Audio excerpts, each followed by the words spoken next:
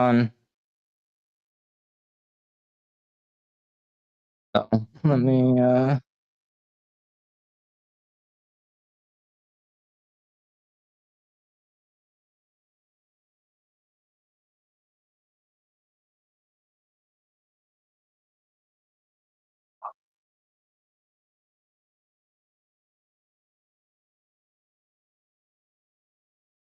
okay.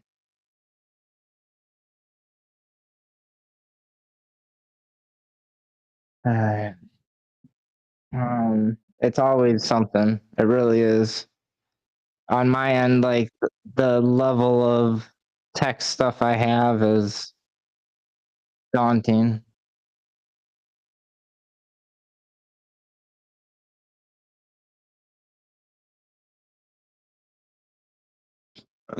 Yep.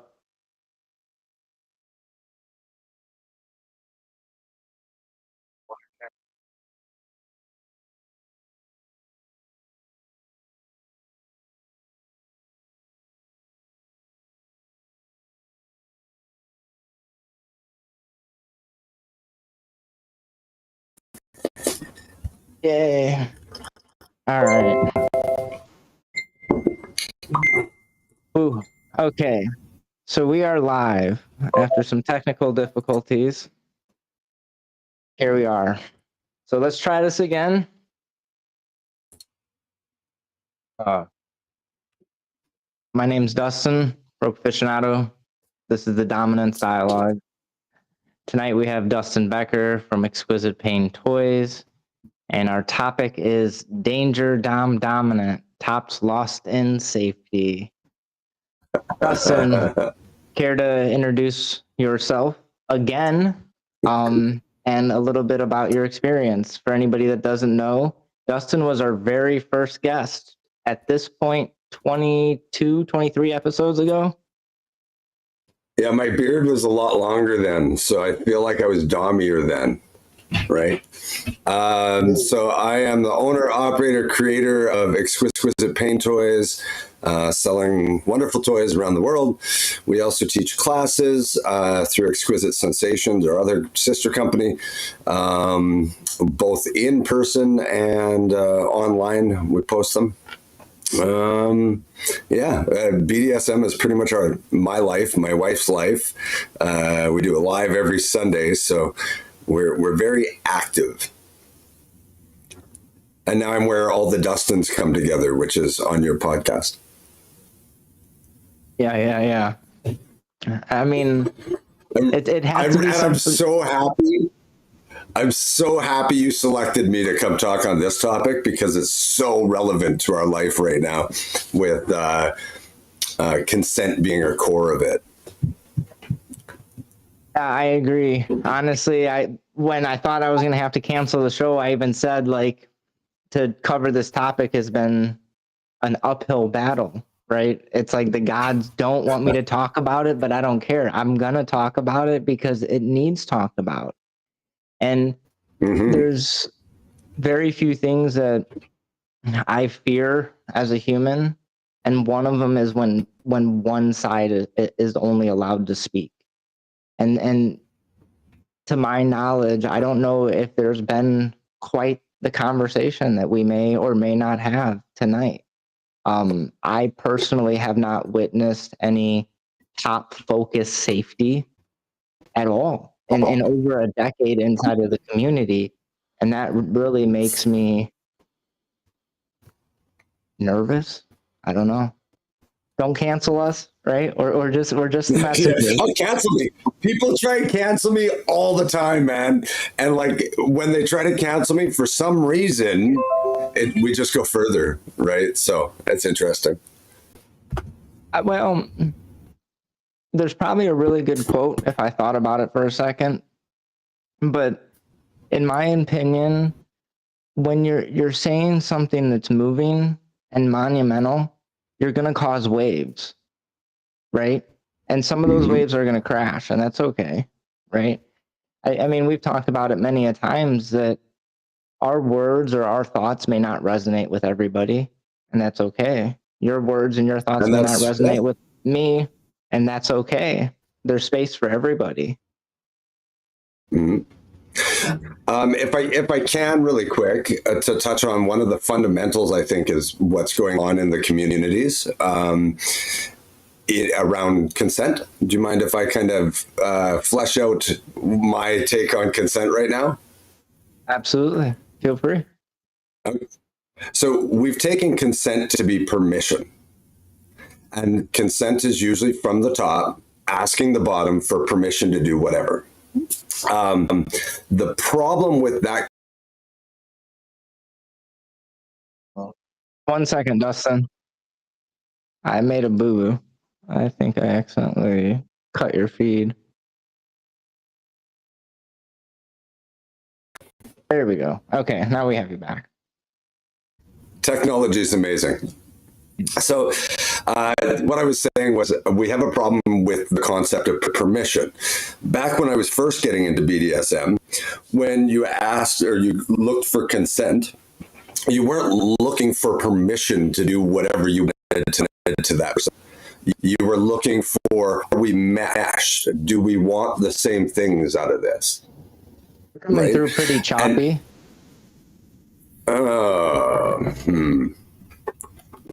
Looks like my strength's good. I don't know. Now it seems maybe you were just a little far from your mic. Actually, I think I just did that myself.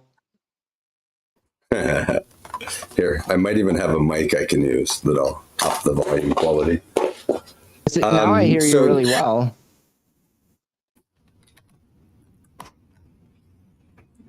Let's just see. How's that? Is that better or worse? Sounds better so far. Okay, cool. So when we made asking for consent about permission, what we've done is we've fundamentally changed the power structure. So if you're a dom and you're looking for a power against somebody, and now you have to look for consent and maintain consent and check in on consent and continuously look for consent. Now, when you change what consent is from we're meshed to do I have permission, you've flipped the power exchange on its lid. So as somebody that tops, as well as I'm a dom, as well as I'm active, it's one thing that I've been watching. And then you add concepts like revocable, which again, I'm not against these concepts. I'm just aware of and observing what's happening. A lot of people, or bottoms in this case, are taking revocable to mean months after the fact. So instead of it being revocable in the minute, I take my like I'm reading. That's the end of the play for now, right? Which is what safe words are for.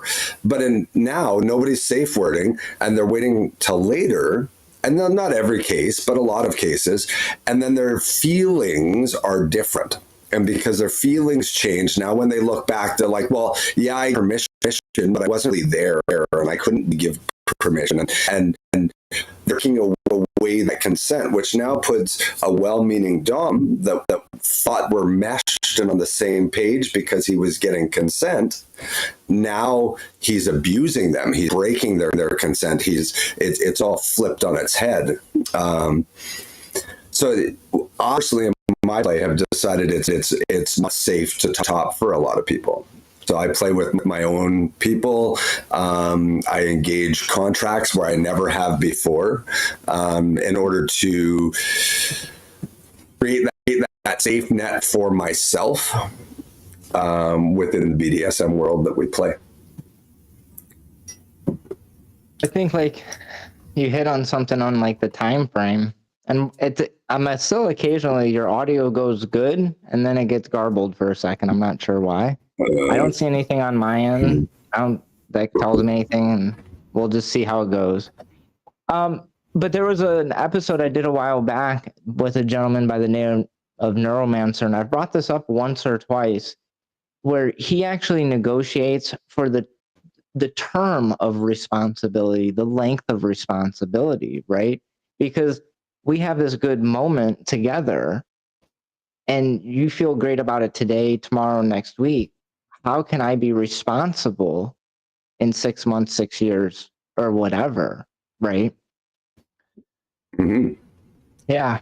I agree. I think that you hit on another big topic or point, that since it's became something that's been permission driven instead of something that is like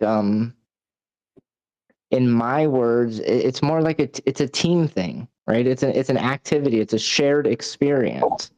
And now going, I'm gonna reference a few podcasts now because I have the ability to, but going back to the interview with Asha from Consent Academy, we've really genderized what consent is. And, top is the doer, the bottom is the receiver, and consent only goes one way. And more so, Asher brought to attention that we view consent as male, female, masculine, feminine, right? And as we progress as a society and a community, we know that's not the case. Consent's definitely a two-way street. We have to look both ways. We have all of these paths to facilitate safety for bottoms. What are we doing to facilitate safety for tops? Well, there really isn't anything that's being done as a community-wide thing. I know myself personally, I've had to step forward and take my safety as a top, emotional, mental, and physical, into my own hands, right? So I've had to create my practice around playing with personally responsible adults that are responsible for their half of the play, their half of that meshing connection, right? So it's really easy to look at somebody's life really quickly when you don't do pickup play and say, okay, that person's personally responsible or they're not, and then adjust whether you want to play with them or not. Well, and I think, like, I'll go ahead and throw myself under the bus. I think I've been eager to play occasionally. I've joked, you get me in a primal state and I resort to being a knuckle dragger. I don't care how much of an intellect I can be. You get me in a primal state and I want to beat my chest and grab some pretty human by the hair and throw him in my cave for the weekend, Nonetheless, like, responsibility and accountability, right? So I have to accept responsibility and know that I need to be aware of me being primal can influence my decision-making ability, right? Do you find that you do primal play crossed over with a lot of so I do primarily impact with a little bondage thrown in and stuff like that. And the problem with, or I guess one of the good things about that is that it's always about control. And primal play to me is about loss of control or lack of control or setting down control of self, right? Which one would argue that all control stems from control of self. So when I don't do a lot of primal play outside of my personal life with partners that are very intimate with me, that I can trust them, that no matter what I do in that primal state, because it's not a thinking state for me, and no matter what I do, they support me and I'm safe in that. So it's maybe 1 out of 100 play partners, and those are long-term partners that I can let down those walls and just be my primal self, right? So to hear you talk about like pick them up for the weekend, I mind blown. I'm like, you can be primal with somebody for the weekend? No. So just to be clear, that's like the when I get that primal urge, I'll get the urge. The urge is not acted on, to be very clear. Honestly, you said 1 in 100. I'm over here maybe like 1 in 1,000. I'm going to be completely transparent. I don't know if I've ever really released everything I have, because like you said, a lot of it for me is a loss or a relaxation of control for me. And if I'm being honest, that does make me a little nervous for various reasons. I know what I'm capable of. More so, I have a good idea of what I'm capable or not capable of. But I mean, going back into the topic of conversation, I'm nervous for a big part for a safety reason, because if I let go of control, right, like then who is responsible? Even though two people went into that agreed experience, at the end of the day, I know how the cookie crumbles, or at least my perception of how the cookie crumbles. And it doesn't matter if it was negotiated that Dustin was supposed to be able to do whatever outside of normal control. But at the end of the day, we both know that there's serious repercussions that cops, men can face in this situation. Yeah. Well, and so like, let's be real. BDSM in all its facets, whether you're doing rope or impact or breath play or fear play or whatever, is not safe play. Mm-hmm. We try to make it safer. And as tops, we educate. As bottoms, we learn and educate. And we try to make it safer so that when we go into that space, we can navigate without permanent harm and enjoy and explore, right? The problem is we have this concept that somehow we can make it safe, first of all, for the top or the bottom, rather than choosing on an individual basis connections that both sides are going to look out for each other's safety so that we're meshing, right? So I think that's the solution in the end, is all the bottoms out there, if you're running around saying, somebody make me safe, somebody make me safe, somebody make me safe, you're probably not safe to play with.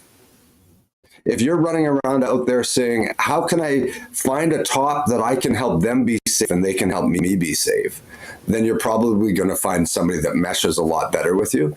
And then that's where safety happens. It's when you have two people working towards a scene or a type of play, whatever it is, with the other person's safety in mind. But like you were saying earlier in the if only one half is worried about the other half and the other half is narcissistically worried about themselves, there is no meshing. There's nobody looking out for the top. And in fact, in a society that seems to be dedicated to making victims out of everybody, and I'll probably get shot for that one, but it's almost like there's a victimhood waiting to happen. And then along come BDSM, where it's literally, without that, we're on the same page, it's abuse and it's assault and it's all these other things. Without that we're on the same page. Consent, permission, is a really fine safety net, right? So, if I was going to say anything to the tops out there, just stop playing with people that aren't personally accountable and responsible, and they will go away. They will disappear out of the communities because nobody will play with them. Yeah, I agree. I mean, and it's definitely a tricky situation. But it's a situation where a lot of things I've talked about, the pendulum swung too far, right? Mm-hmm. And to be clear, none of these talks are to diminish safety for bottoms or any single person. And none of my talks are ever about that, right? To bring light to one section of community does not take away light from another or diminish it by no means. And when we're only talking about bottom safety, then that's where the pendulum swung too far. We need to have conversations like this. I think that, all right, you went ahead and got shot. I'm going to go ahead and get shot with you, bro. We'll die together.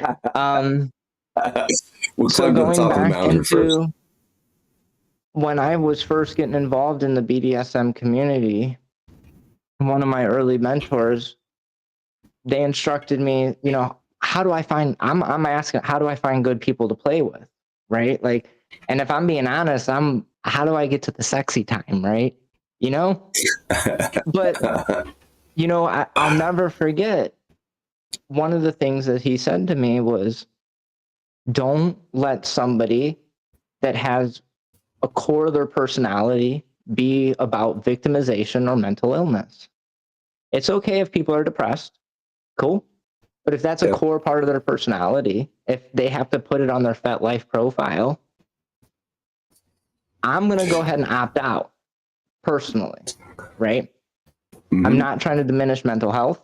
I think mental health is an active pursuit, but I personally think, and this is just my personal thoughts, whatever it may be, that we've allowed mental health, or more so, the lack of therapy, and replaced it with BDSM, right? I think we're trying to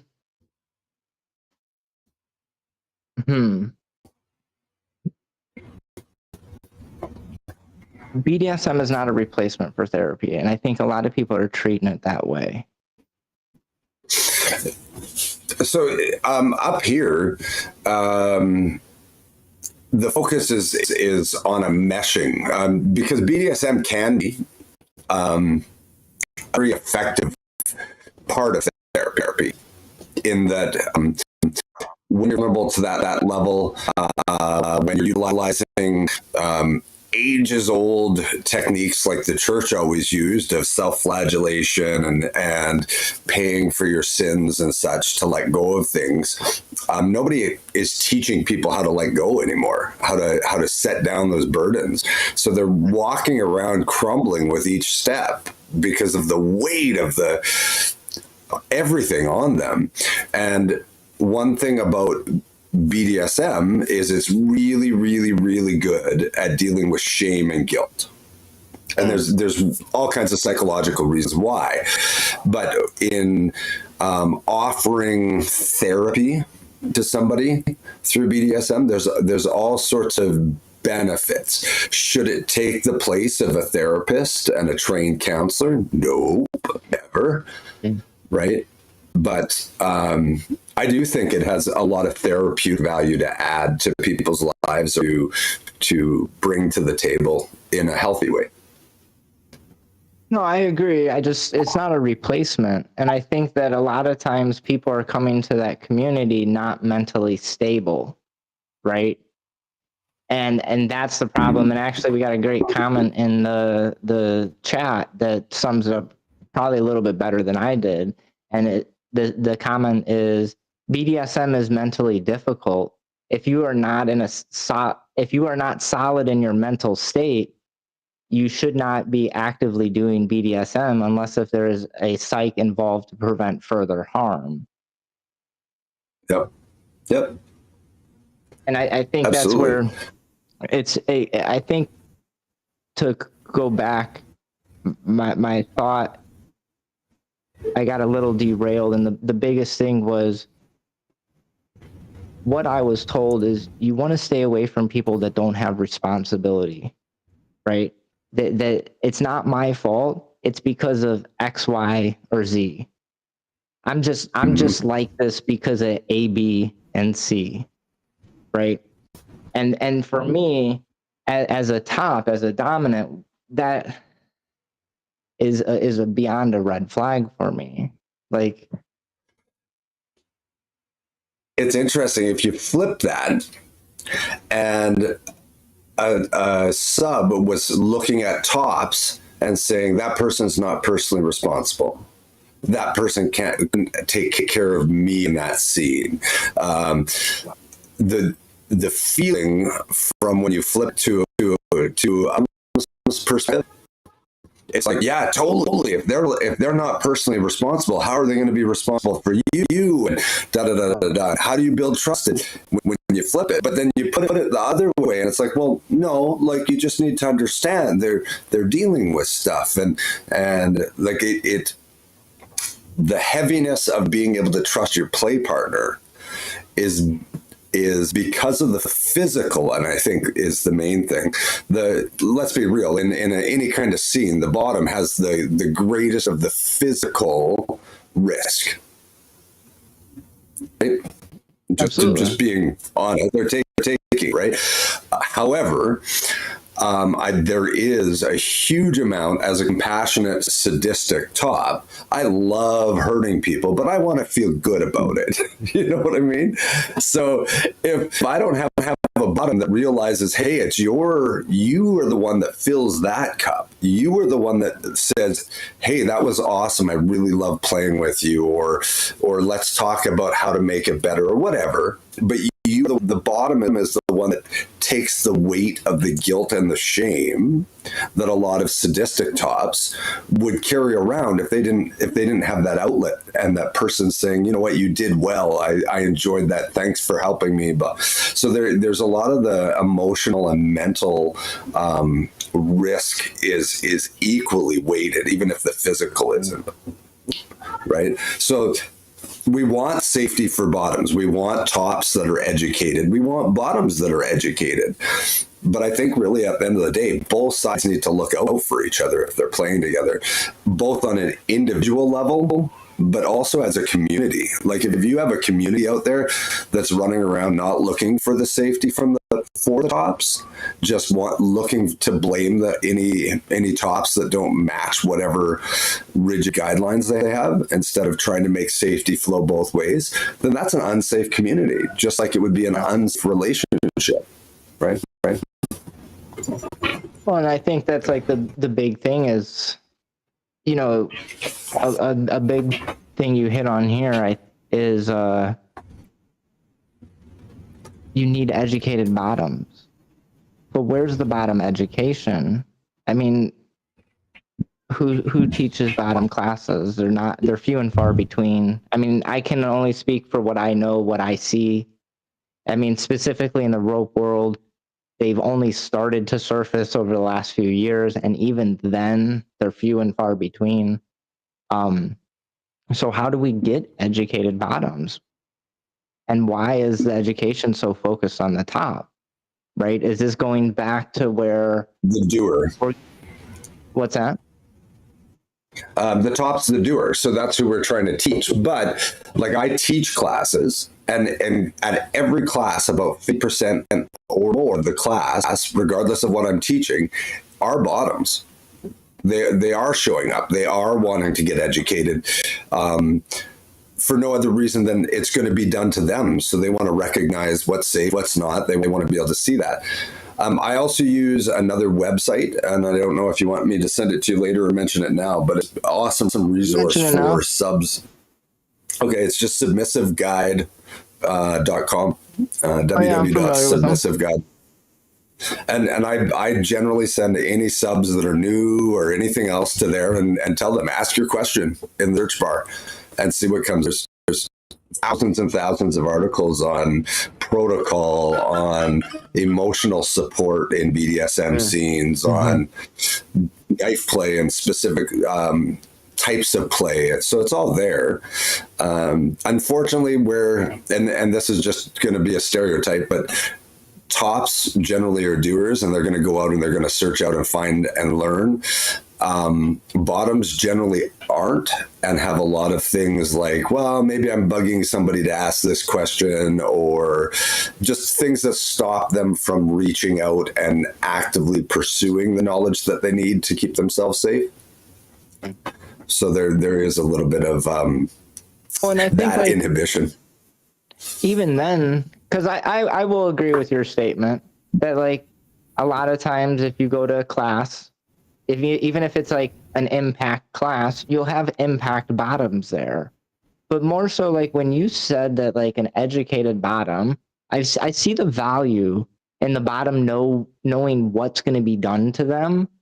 But I'm like, I don't know exactly how to frame it, so I'll have to like run through my brain a second. But I'm actually thinking like, how do you be a good bottom? Like, all right, we always talk about like, how do you negotiate as a top? Well, how do you negotiate as a bottom? That one's probably a pretty easy one. Like that should be two separate classes probably, right? Because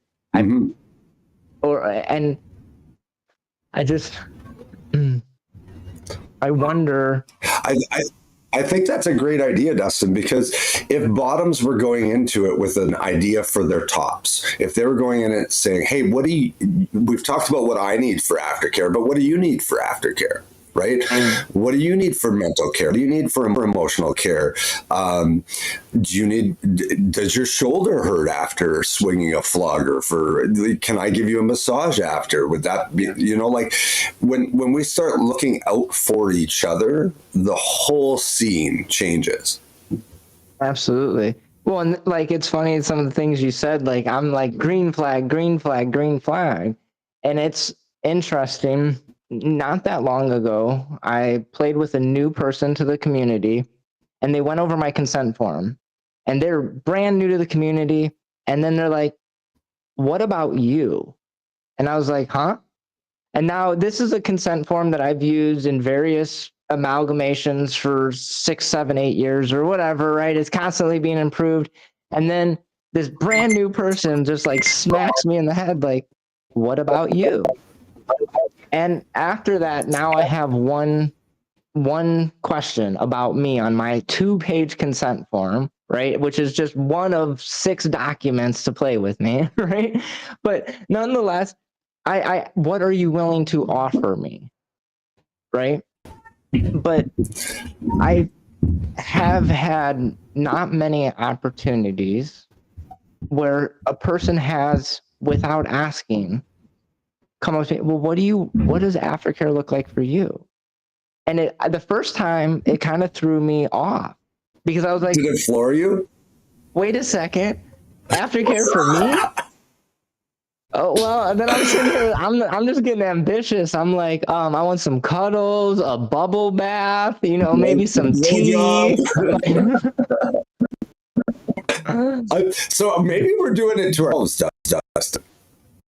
Maybe there are a whole lot of them there that are wanting and just don't know how to ask the questions. Or maybe they are asking the questions and we're being in our ego and being like, just give yourself to me, I'll do what I want, right? And instead of saying, hey, you know what?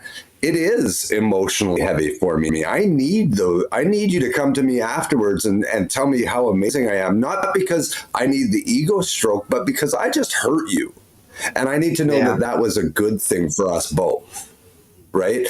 And without that, I walk out of there feeling like a sadistic asshole, and I'm like, sadism is ruining my life and my personal self-image, instead of feeling like I'm helping somebody heal and explore and open themselves up and all these other things from it, right?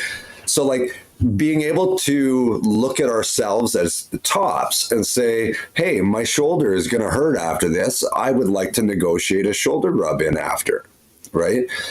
Which also then allows that submissive to find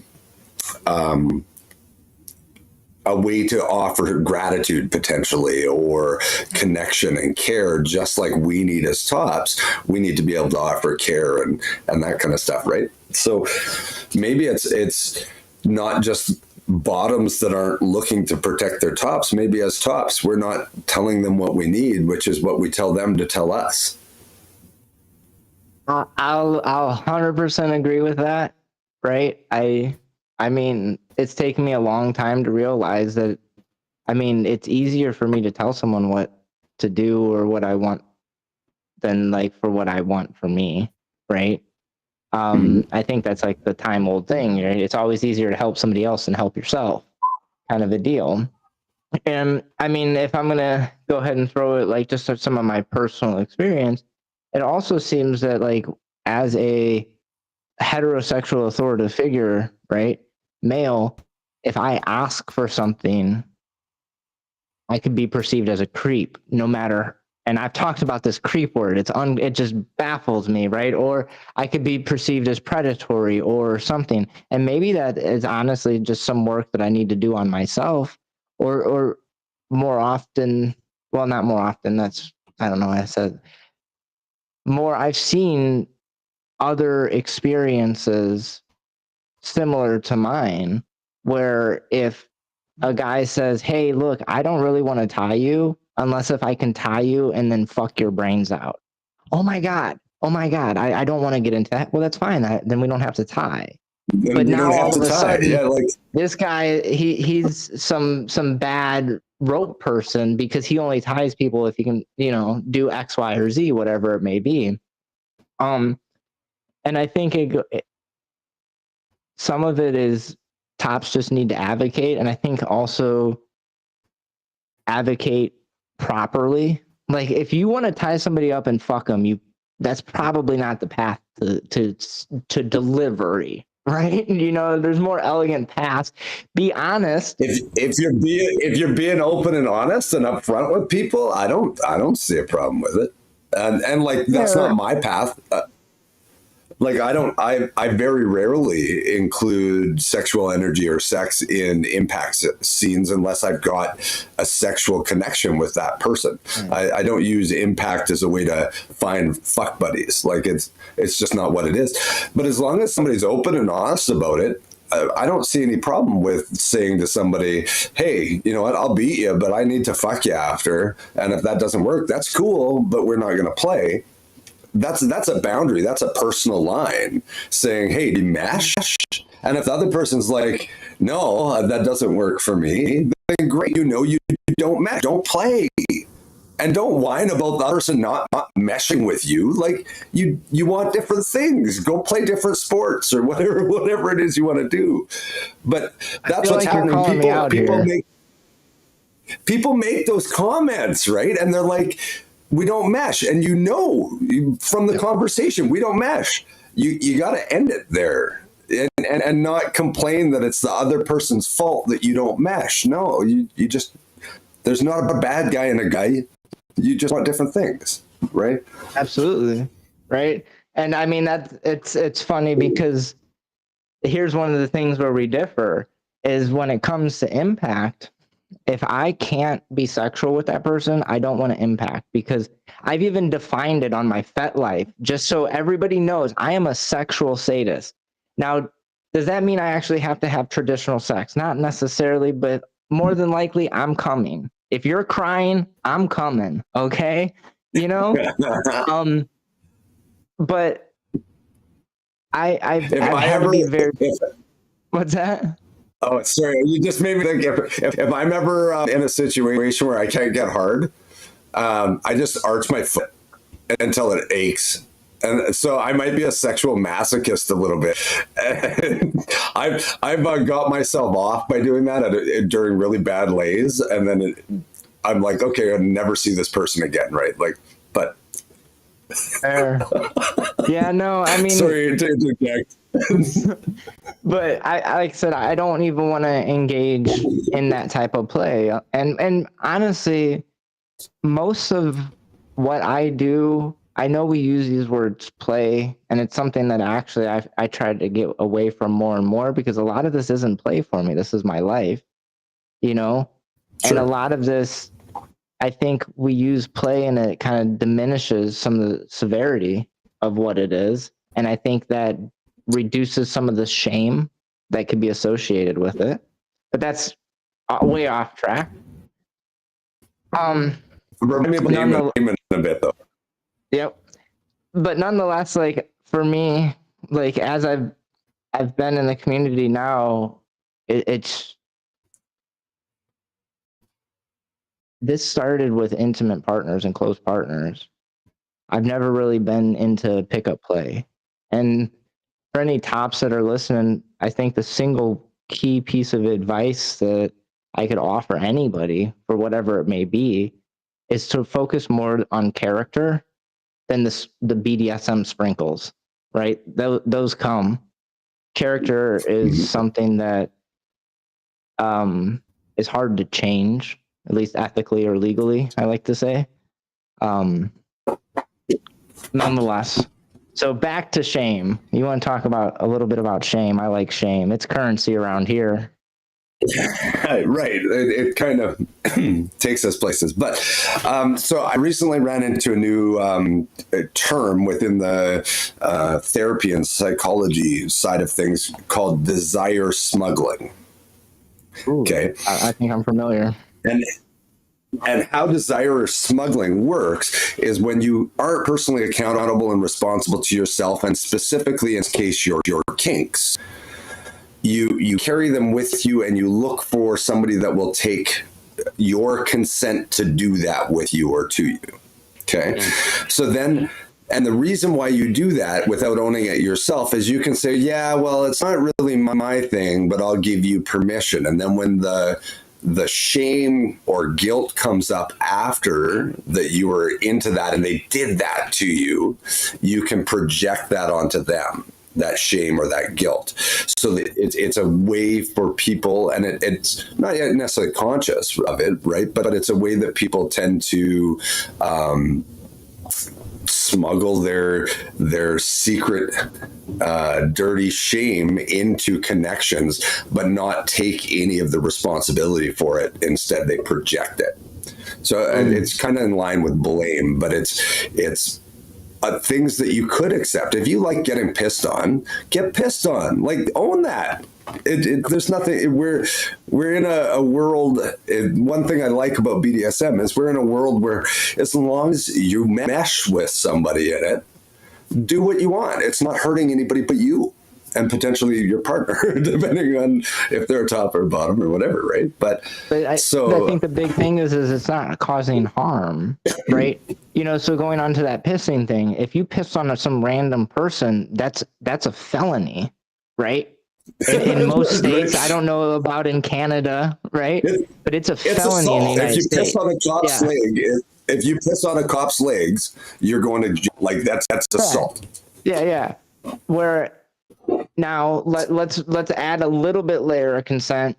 If you pissed on somebody inside of the BDSM community that you had some level of authority over, but not authority to pee on, we still got a problem. More than likely, you probably wouldn't be facing legal action. But when you find that person, as you put, you mesh well, there's somebody they'll eagerly, they see you peeing and they run up and they put their hands in it, right? Because they're eager. And for me as a top, that's a big green flag, that eagerness. And I've found that I'm into a lot of things with eagerness, partly because I think it releases me of some of my own personal shame or my own personal judgment. I like to pee on people. This may be the first time I've ever publicly admitted that, right? And here's more. I used to have such an aversion. People. What's that? Try peeing in people. Been there, right? Let's take a moment to drink something. Yeah, let's take a moment, drink some more water, guys.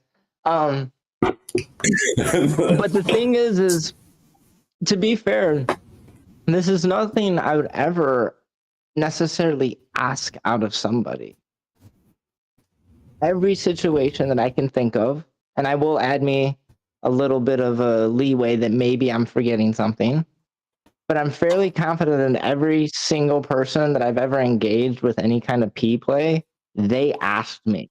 And they probably asked me 5, 10, 15 times, sir, please, or I really am interested, And for me, that eagerness. Thanks for it. Exactly. That eagerness is really what does it for me, because if I'm going to be honest, one of the problems, I don't like problem. One of the concerns. I'll just be generic. One of the things that have had to overcome as a top or as a dominant is my own personal shame that I feel for doing whatever this act may be. Right? Mm-hmm. Like, oh my God, I'm a bad person for doing A, B, and C. But when person says, will you please do A, B, and C? Please do A, B, and C. That eagerness for me is what really, really kind of tickles my fancy, I guess. The problem with the whole thing, Trisha, is that I don't want permission. I want my enthusiastic, eager desire to explore and share that with me. So don't do me the favor of giving me permission to do anything. That's not the consent I want. Right? None of my desires are strong enough that I want to do them to somebody that isn't also sharing that. So like, I might like pissing on people, but if you hate it, don't give me permission for it. I don't want that. That doesn't serve me. It doesn't serve you. So I think in large part, if we can shift as community builders and community influencers, we can shift this concept of consent being permission to consent being a meshing, that we're on the same page. We want the same stuff. Let's experience together. If we can shift that definition of consent to that, I think we've come a long way in making sure that these connections serve both sides, right?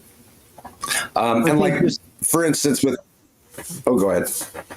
Just the power in the words, right? Of asking for permission or giving permission versus meshing or working together for a common goal, right? And this is where, I mean, like a lot of times I refer to it as a shared experience. We should be two mentally stable, consenting, responsible adults, right? We know what we're getting into, you know, and we need to take care of each other for us to all, actually feel safe. And this is one of my gripes with the community, is that we constantly talk about safety, but what steps are we doing to make sure that we actually maintain safety outside of what's superficial? When it's easy, right? But I'm going to go ahead and just say it. I've even asked quite a few people, and a lot of people don't want to answer this questions as venue organizers, but how many venue organizers run every single attendee through the National Sex Offender Database? You know how much work that would be, Dustin? It would be. But the thing is like, for me as a tech person, it's really not. You get someone like, well, maybe someone that's a little bit better with coding than me and a little more familiar with AI than me. But in my head, and I've talked about it, and maybe we make like the BDSM AI council, but an AI, in my opinion, based off of my understanding of what I do currently with AI should have no problem. If you have a guest list that's inside a CSV file or an Excel file, it should be able to take all of that and bounce it off a website. No problem. No problem. Right? I mean, even without AI, someone with decent dev skills should be able to write a program to do that. But who's going to do it? Right? And that's the problem with safety. Who is responsible for safety? We are. But again, with that, you're catching don't do that. You're going to catch the unsafe tops. You're not going to catch a bunch of unsafe bottoms. And let's set it, you set it also to get everything ever reported as well, and then go into case, right? Assuming that the courts are going to be non-biased and non-whatever, and not always favor the victim or the other side, and be fair in their judgments. Assuming that, then you might have something. You might have something that's going to weed out tops and bottoms that are unsafe. Otherwise, most, and I don't know how it is there, but the communities up here, one of the things, no matter how badly they fight, the leadership of these communities fights amongst themselves, and I'm pretty sure, well, anyways, no matter how bad they fight amongst themselves, one thing they do share is a blacklist. And again, whether somebody deserves to be on it or not is another thing, but that blacklist is intended to, if gets convicted of crime, of rape or whatever, then they would be blacklisted. They would be on that list throughout the community. Yeah, and I mean, you hit a big thing is like, how do you keep it goes back to how do you keep everybody safe? I mean, the sex offenders list is only going to cover a certain demography, right? And Yeah. at the end of the day, a lot of it boils down to legwork. But that's where I just go back to say, like, that's fine. Then quit saying that we're a safe community. Yeah. You'll start hurting my brain. We're Like, saying we're not a safe community. Like, this is the problem. One of the problems, we play in very unsafe things and we work really hard to make it as safe as we can, but it will never be safe to choke somebody to unconsciousness on a regular basis. Yeah. It will never be safe to tie somebody and restrict them with rope so much that their blood stops flowing and you miss. It will never ever be safe. But can we learn and can we grow and can we experience and can we accept responsibility? Absolutely. And that's what makes it safer, right? This concept that safety is the ideal that we'll ever get to is counterproductive. And then you color that with people not being able to tell the difference between safety and feeling safe. And when you have community running around trying to make people feel safe at the cost of actual safety, now you have a recipe for disaster just waiting to happen. Oof. Yeah, I mean, you just blew a hole in the wall on that one, because absolutely, we spend a lot of time and energy to help people feel safe. And you're right. We do risk genuine safety concerns just to make somebody feel warm and tingly, right? Feelings That's almost are not always bottoms. Yeah. So now we're catering to the feelings of bottoms versus the reality of overall safety, right? All right, then. Nikki, can you grab me another cup? Thank you. Sir. Yeah. Wow. I don't even know where to go. Honestly, I think I want to go into the first question. I mean, we're over an hour in and I haven't even asked one actual proposed question, but we've talked about all kinds of stuff. But how can tops overlook the risk or neglect their own safety inside of BDSM dynamics? I mean, we've kind of touched on it a little bit. Like, I threw myself under the bus being a knuckle dragger or so on and so forth. No part saying, yeah. We almost always overlook that. And I think it's an ego thing. I think if we ever got really into it, it's an ego thing.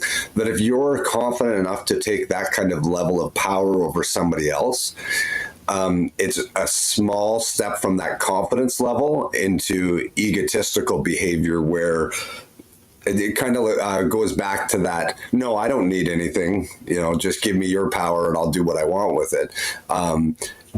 But the same concept applies here that, hey, Dustin, why are you so unsafe? What makes you feel unsafe? Why are you feeling unsafe?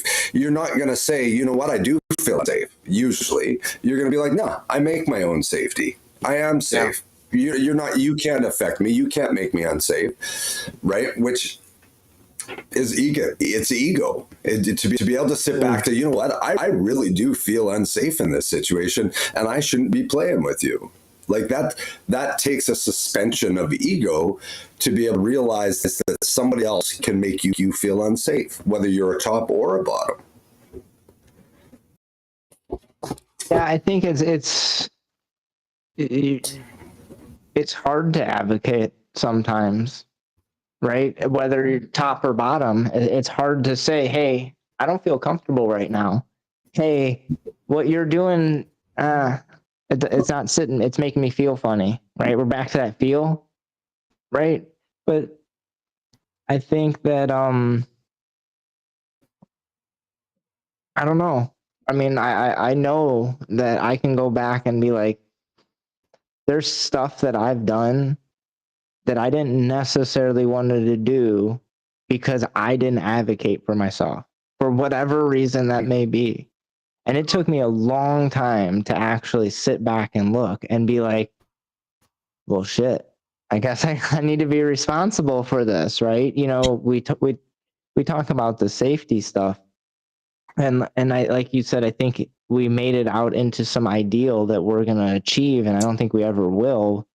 Most of what we do carries a lot of inherent risk, and some of it's perceivable and some of it's not, right?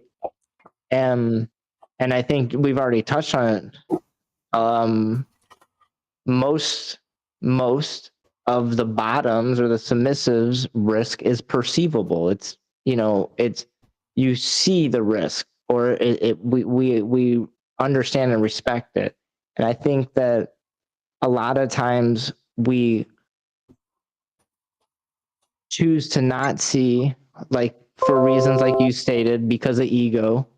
Like, oh yeah, I'm Dustin, I'm gonna keep myself safe. Like, you know, do you know what I used to do for a living? Blah blah blah, or what, you know, right? Like, and I think, and I'm gonna go ahead and say, like, I think that is a dom problem. Is ego, and to think that they're 10 foot tall with a 12-inch pecker. I think it takes a long time, and I think it's an active pursuit to maintain that ego, because the ego is not a bad thing, in my opinion. It's part of being a human. As a dom, show me a dom that's not egotistical at some level. It just doesn't happen. And most of them, I mean, I don't know if that's most of them, but a good percent of them, they back it up, right? Oh, for sure.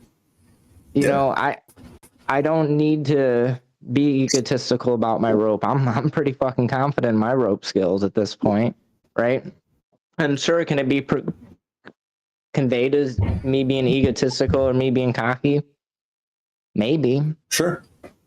But at the end of the day, like, I think it was Julie Fennell. You know, she was one of my guests, and she's a rope person, rope switch top and bottom. And she said that, you know, that's one of the things that she looks for, is she wants someone that's more confident in rope than her. How can she bottom to somebody that's not? She's like, they don't even need to have my experience. It's okay, because I've been tying, I forget, she's been tying 6, 7, 8 years, right? She's like, it's okay if they've only been tying 2 years, but if they come in and are confident in what they do, I'm willing to bottom to them. And I think that some of that confidence, I think that we as a community, we know that dominants need that confidence. And then I think some of us fall victim of the fake it till you make it type of stuff, right? Sure. And you can't fake rope, right? You can't fake impact or whips. Like, you might once or twice, and then you're probably going to have a serious problem. And I think that's where I've definitely gotten myself into some situations where my ego's got the best of me, where it's like, oh, let's just keep pushing. Let's see how far I can go. Let's see how far I can go. And then sooner or later, you hit a freaking brick wall. And they're like, well, I know not to go there anymore. The solution to that, though, is play to your partner, right? Rather than worrying about whatever preconceived notion you've got in your head of where level you want to get to. I didn't even play to. If I would have played to what they wanted, I would have thrown them through the brick wall, out a flight of stairs, off the skyscraper, down the sewer, right? You know. Yeah. But it, you know. There's 2 scenarios that are in my head, specifically personal scenarios, that stick out where, like I said, where I hit that brick wall, where my ego, and it was because I was with a long-term partner, and I'm just going to say it, they were just as reckless as me. Their masochist fed my sadist, and they wanted more, and I wanted to give them more. And, you know, after a year or 2 or 3 of playing with somebody, like I said, eventually, at least for me, my ego got the best of me. It was like, I'm a push. You guys should have brought in a babysitter or a referee. Yeah, but you know what? I'm just gonna go ahead and say it to any bottoms that want to play with me. If I ever bring in a referee, just know that I bribed them. It's public information right now. I'm just telling you, if there's ever a situation where there's a referee, I bribed them. Just saying, like NFL, right? Yeah. So I think, so to go back to your question was, what do tops do to make, to contribute to them feeling unsafe in the communities, right? Down that line. Yep. So I think that's the biggest, is just admitting that there are situations and people that we play with or are pushed to playing with that are unsafe, not God, that people can make us feel unsafe or create situations that are unsafe for us. So while it might be not being done to us, somebody's saying, yeah, break my bones, break bones, right? And not having that personal accountability to it, that all of a sudden it's like, oh yeah, that asshole, my bones. Like, yeah. We can end up creating the very situations that make us unsafe if you're not paying attention. And most of it it's recognizing what we're talking about earlier, recognizing your bottom, recognizing traits in them that are good to play in and play with.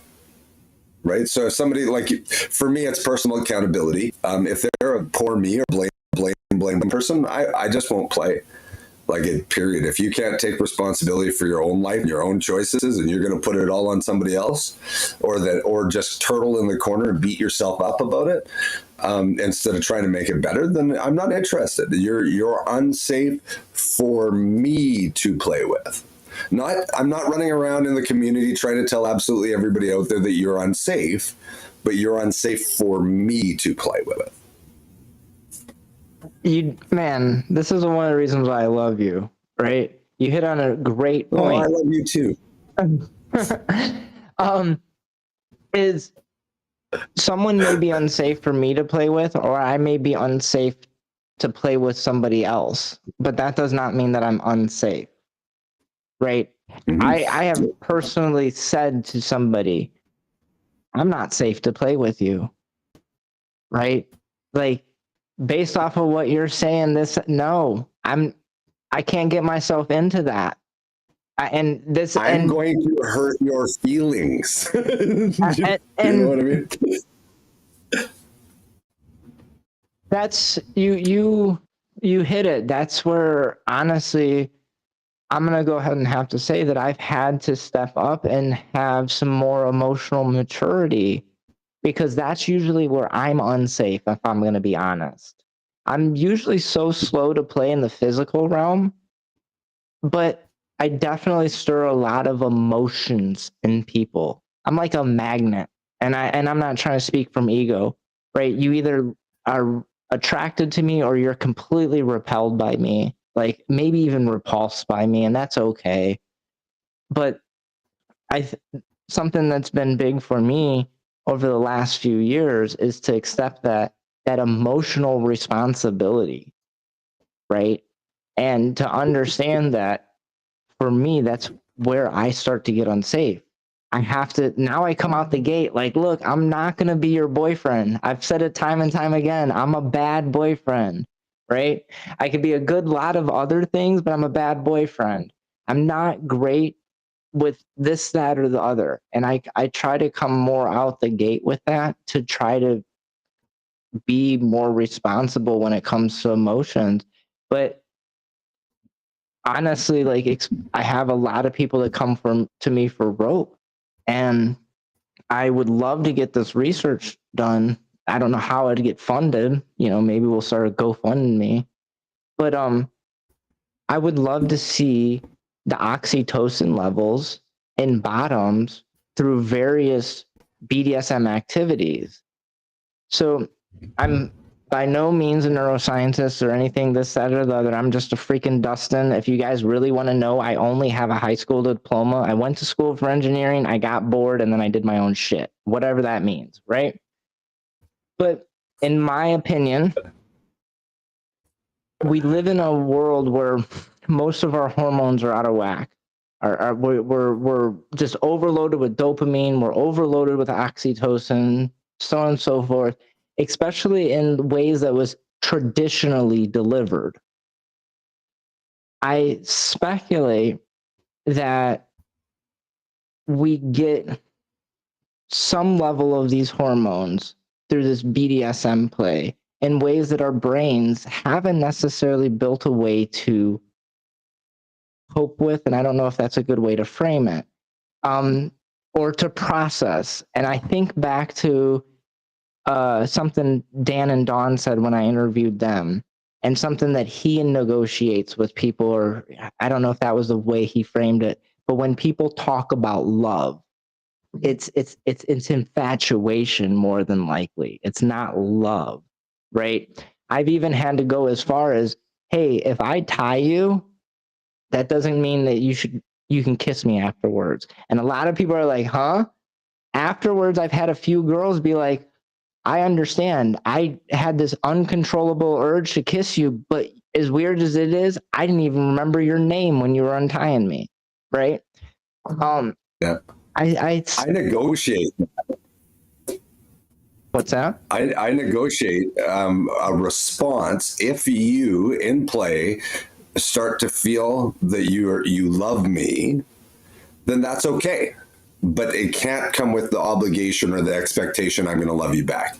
It is a power exchange. If you give me a hook of love inside your life, I will make you the most devoted part of my life that you can be because you love me. But it's not through me loving you. It's through you loving me. If I love you too much, my ability to do what needs to happen in your life to make you the best version of you that we can is limited because I love you too much to do the things that it's going to require. However, if you love me, you're devoted, and we can use that to help build you into the best version of you can imagine being. Right. Definitely. So I make sure that we talk about that right up front in the negotiation, is that if you end up loving me at some point, just be open and honest about it. And it can't come with expectations. Fair. And if it does, then we need to end it because I'm not going to love you that way. It's a power exchange.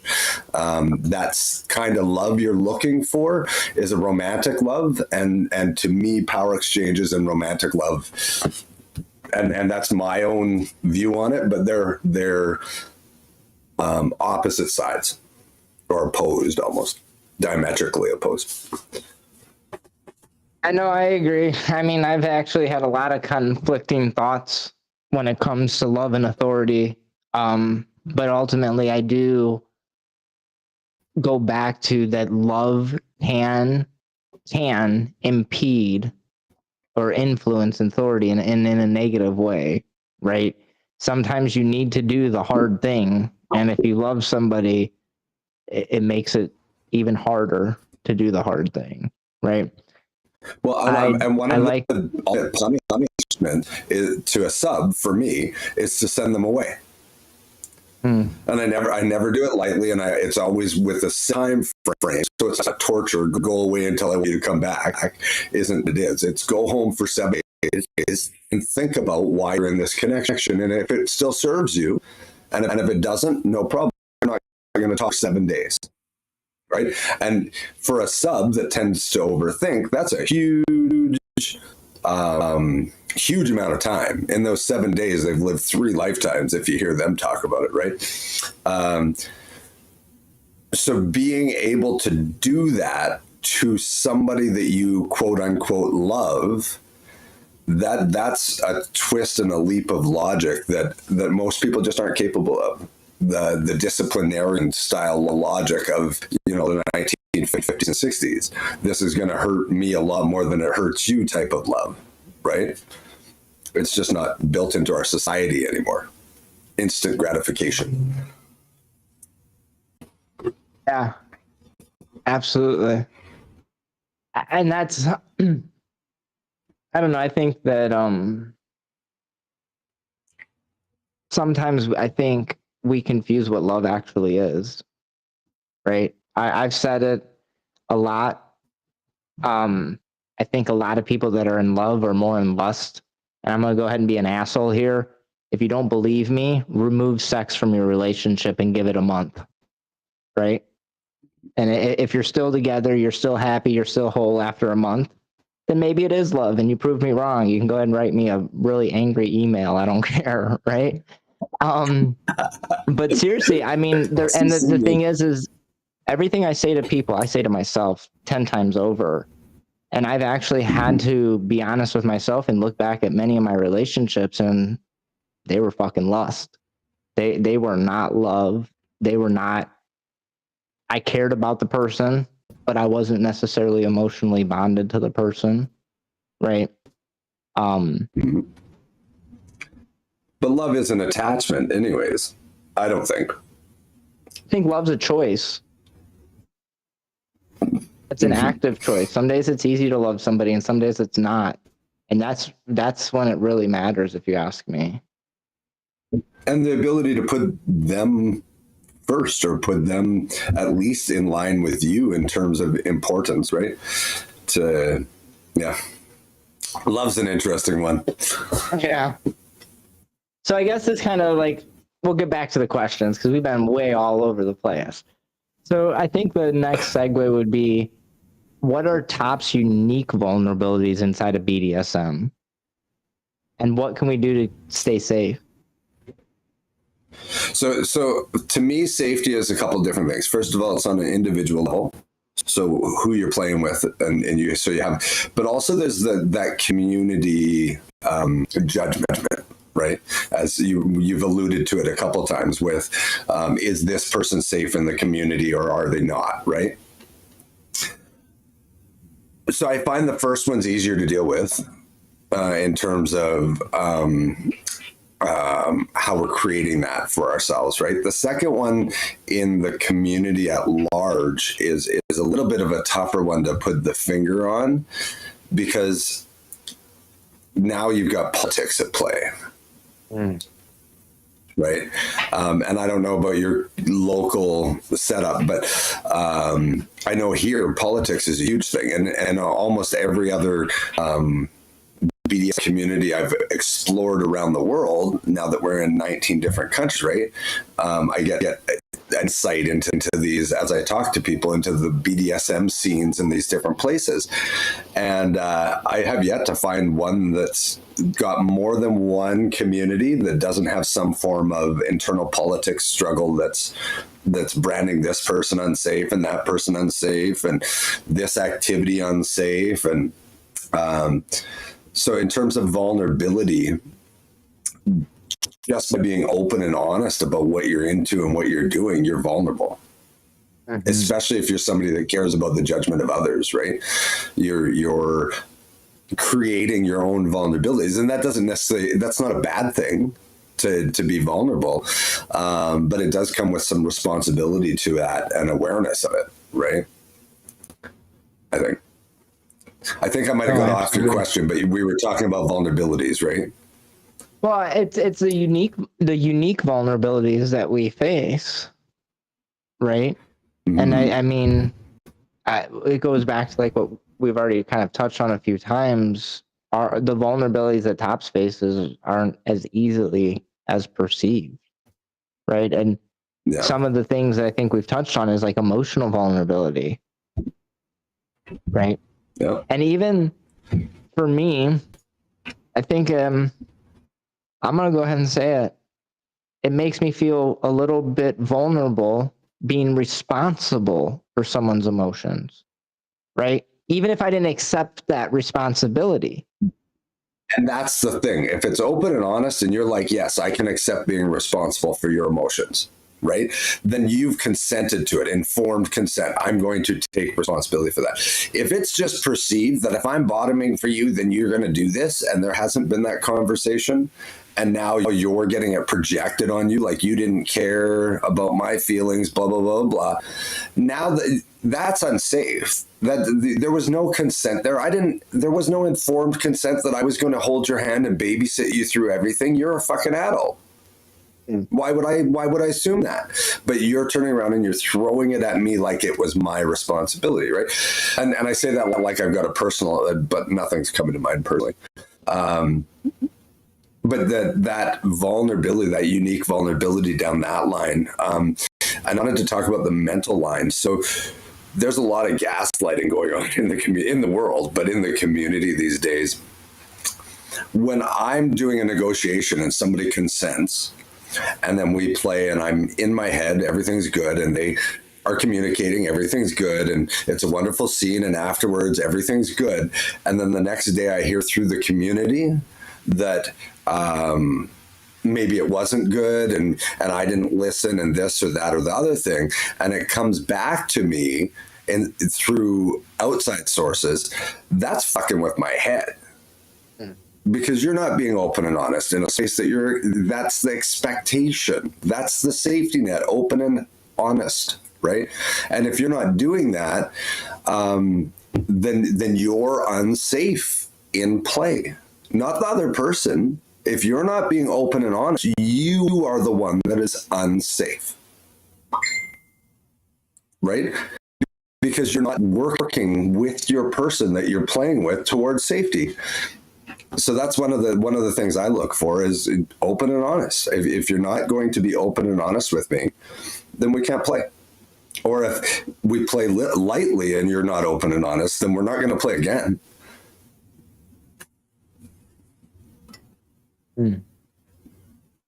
Yeah, I mean, and I think a big key of this conversation is that open and honest, that exchange. I think that's probably been a big, like, overarching of this conversation, is a lot of it is like the back and forth. This is, to be cliche, this is that shared experience, right? And when people are going in it together, then they usually come out together. And I think that to really see the change that I personally would like to see, whether that means anything to anybody, is we have to start setting some of those guidelines and changing the words that we use, right? And this is an us experience. This is a shared experience, And consent's a two-way street. Like, I got a bunch of stupid sayings that I've been saying forever, just hoping that like somebody else will listen, and not just me, but there's other people that are doing it as well. And words carry so much power, and that's where, like, when with Consent Academy, I really loved that they brought to attention that consent is still being viewed as something that's gendered, and it's not in current culture, right? 50, 60, 100 years ago, whatever it may be, maybe, sure, whatever. But it's no longer that the man is doing the acts all the time and the woman is receiving the acts all the time, so on and so forth. Yep. And the only way that we're going to move forward is if we remove those stereotypes and really look at this as, like I said, a shared experience. And I like the point that you've made that it's not permission driven, right? So, and when you think about it, nobody wants it to be permission, like, or very few people do. That they're like, yes, I just need your permission. I don't care whether you want it or not. Just tell me I can. Most people aren't like that. Most of us out on the street aren't these hardcore doms that want to destroy everything around them that social media or media in general promotes as. We're people with kinks, playing with other people with kinks, and hopefully those kinks mesh. But at the core of it, we're just human, right? So, like, looking at it as like you say, a gender driven. It's not like the guy out there is just looking for somebody to consent to give them permission to whatever. often we're looking for people that want to play, and there's that word again, but that want to interact and explore in a positive way stuff that isn't always so positive in our lives. And it's a way to take these things that are deep, dark, and delicious and turn them into positive, light things that we feel good about. That's where the therapy's in. You know? Well, I think that kind of segues into a question, and I'm just bouncing around on our questions, right? Because, you know, we've been talking for 2 hours. But how does societal stigmas affect safety concerns for tops? And I think that part of it is what you were just talking about, is that I'm not a big scary guy. Like, I know I'm evil inside, this, that, or the other, but I care about humans. And the last thing I really want to do is cause harm. I've actually had to soul search really deep because there is some really evil parts of me. And I really had to soul search to understand that, because I have this guy that likes to ask me some really tough questions. And one of them was, if there was no legal repercussions, would I do A, B, and C? And I was like, fuck you. And that caused me to really, really search deep and come to the conclusion that I used to joke that I had a fundamental fear of the prison system, that I'm too young and pretty to go to prison, right? And that's still a valid thing. Prison prevents me from doing a lot of things, right? But prison doesn't prevent Dustin from wanting to do harm. I prevent myself from wanting to do harm. I don't have the desire to do harm. And I don't care if somewhere, some way I've been perceived as big, bad, whatever. That's a role. That's a moment of a day, of a whole lifetime of me trying to be a good human and making a valid effort of being a good human and not causing harm. And I think I'm like on this tirade, but for me personally, I think that's one of the biggest societal stigmas that we have, is that we have a bunch of guys, dominant tops, that are just running around trying to get every submissive to do all the things.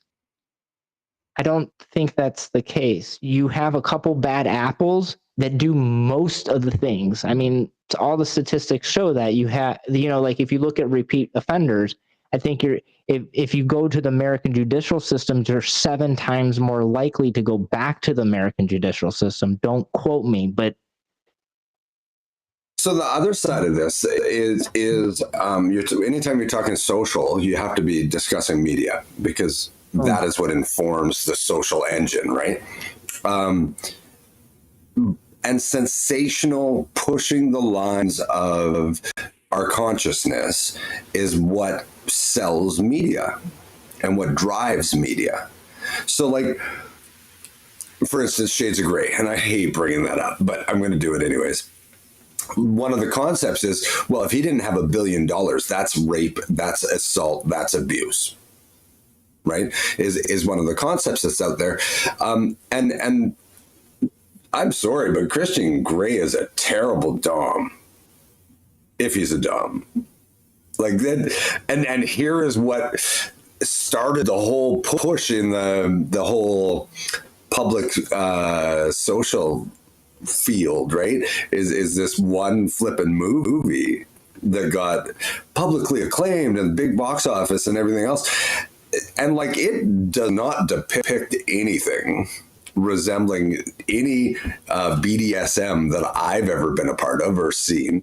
So when you have a lot of vanilla people looking in, it's with not just the no knowledge, the wrong knowledge, like just completely flat out wrong, right? So does that affect us running around within BDSM? Absolutely. Either in opposition of or with awareness of. Like, there's a reason why people have all that shame and they don't go tell their family that, you know, they went to a dungeon this weekend or whatever, right?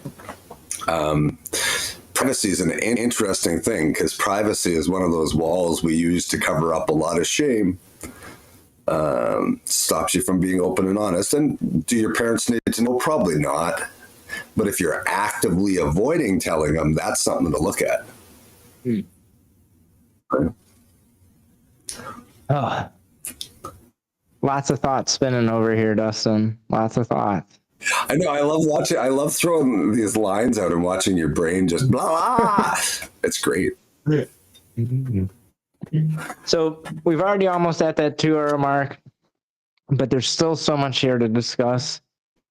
I don't even know where to go, but something that I think there's a couple good questions that we still got to touch if you got the energy for them. I'm here for it. All right, cool.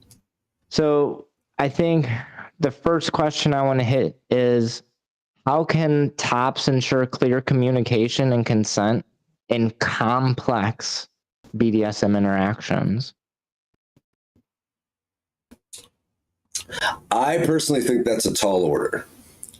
And you're better off building the structure that allows for it than the requirement of it. Not only that, so like, and I'm just going to summarize here maybe.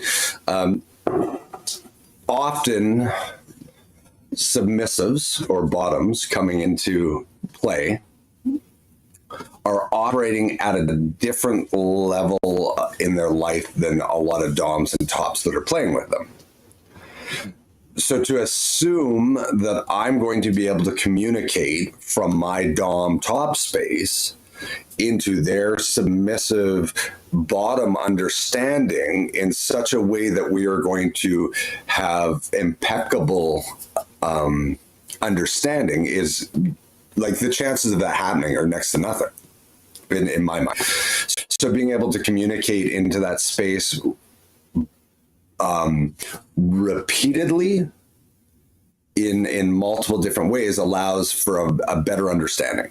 So if what you're talking about is communication as a pathway to safety, right? Within play, by being able to communicate those complex things, we need to be 100% open and honest with ourselves about ourselves, and then be able to set aside ego long enough to do that with a partner. So to say, you know what, I'm only going to say this once because we're not going to get into my insecurities, but I'm insecure about XYZ as a top. You create the dialogue, you create the opening for your partner to be like, oh, well, maybe we can help each other with that. Is there anything I can do to help you not be so insecure about that? And then you can have those conversations, right? But until somebody opens up and shares their vulnerable from the top, the vulnerable sides, I don't know many subs that are going to go up to their dom and be like, you're insecure about this and I need you to be vulnerable. That's not what the power dynamic is built around, right? So it shouldn't be all on us.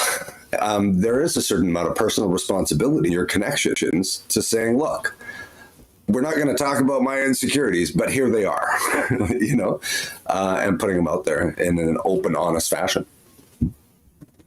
Well, that just makes me have to ask this question then. How do tops maintain dominance when they're expressing vulnerabilities or insecurities, since dominance is so often interwoven with confidence, right? Understanding what dominance is. Mm-hmm. The dominance is the ability and the desire to take responsibility at its core. And if you don't have the ability or desire to take responsibility, don't go running around saying you're dominant because you take from others. Like, that's not what dominance is to me. It's not about taking. It's about receiving what other people want to give you and turn it into a beautiful, beautiful work of art in their life and your life. Right? So that's what the responsibility is. If you're so in changing that mindset to dominance being the ultimate form of taking responsibility, when you change your thinking to that, now all of a sudden, if I'm taking responsibility, I have to be vulnerable in this situation. or I'm harming the other person and potentially myself. So being vulnerable now is a part of dominance. If dominance is just fake confidence and taking from other people whatever consent they give them and throwing it back at them at the end of a flogger, if that's what dominance is, then yeah, you can't be vulnerable into that. They might think you're not confident. Right? So changing our definitions is how to realistic ones that actually function well is how we work around that, right? I was hoping you'd take it there. I mean, I've known you long enough. I may have baited you on that a little bit, right? But absolutely. Like, there's You're nothing. A masturbator. I'm professional, right? No, I mean, I've talked about it before. Is for me personally, part of being dominant is being a leader, and part of being a leader is showing people what to do, not necessarily telling them what to do. So before I can ask for you to be vulnerable, I probably should show a little bit of vulnerability. Before I hit you with this toy, I better hit myself first so I know what it feels like. Yeah. Same thing, just on a mental level, right? Absolutely. Absolutely. All right. So now we're going to get into a little bit harder of a question for you. But it's one that I think that's important, and I hope that together we can maybe get something intelligent out of it. How do we hold someone accountable without perpetuating blame?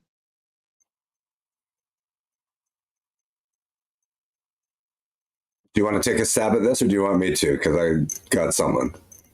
I'll let you take a stab first. Why'd have to hold them accountable? And what I mean by that is if a bottom comes to me I identify that for me it's not a good mesh. And I say it's not a good mesh. And I walk away from that. Guaranteed, there's other people watching me do that. And when they have the same response, and they have the same response, and they have the same response, that initial person that's not taking responsibility is left with two choices. Learn to take responsibility and accountability, or go find a different pool to swim in. Do you think that's really how it works, though? I don't think you can force somebody to take accountability. So you can't hold somebody accountable who has no confidence or just be accountable.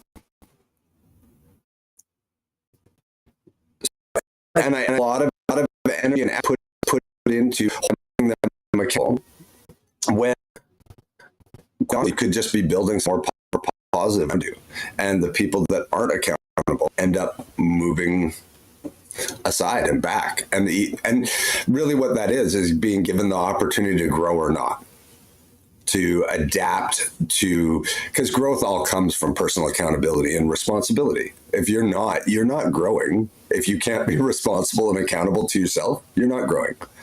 So every time somebody gets presented with that, they have an opportunity to grow, or they can not, and nothing can force that. And in fact, the more you try to force that, the more the poor me and the blame get ingrained, and the harder it is over time to change those habits to ones of growth, of personal accountability and responsibility. So I would argue the entirety of your question. it's like, that's what I'm saying there. So, I mean, I think something that I got out of that, and something that I've talked about a little bit before, is responsibility over accountability. I'm never going to hold someone accountable if they're not responsible. Right? And even if I did, like you said, all I'm going to be doing is kind of feeding into that negative space, whatever it may be, victimization, or toxicity, or now all of a sudden I'm a bad person. Now I'm a blamer, I'm a finger pointer, I'm a tattletale, I'm a whatever. I think that it's like beating a dog. I think that goes back to like the importance of words.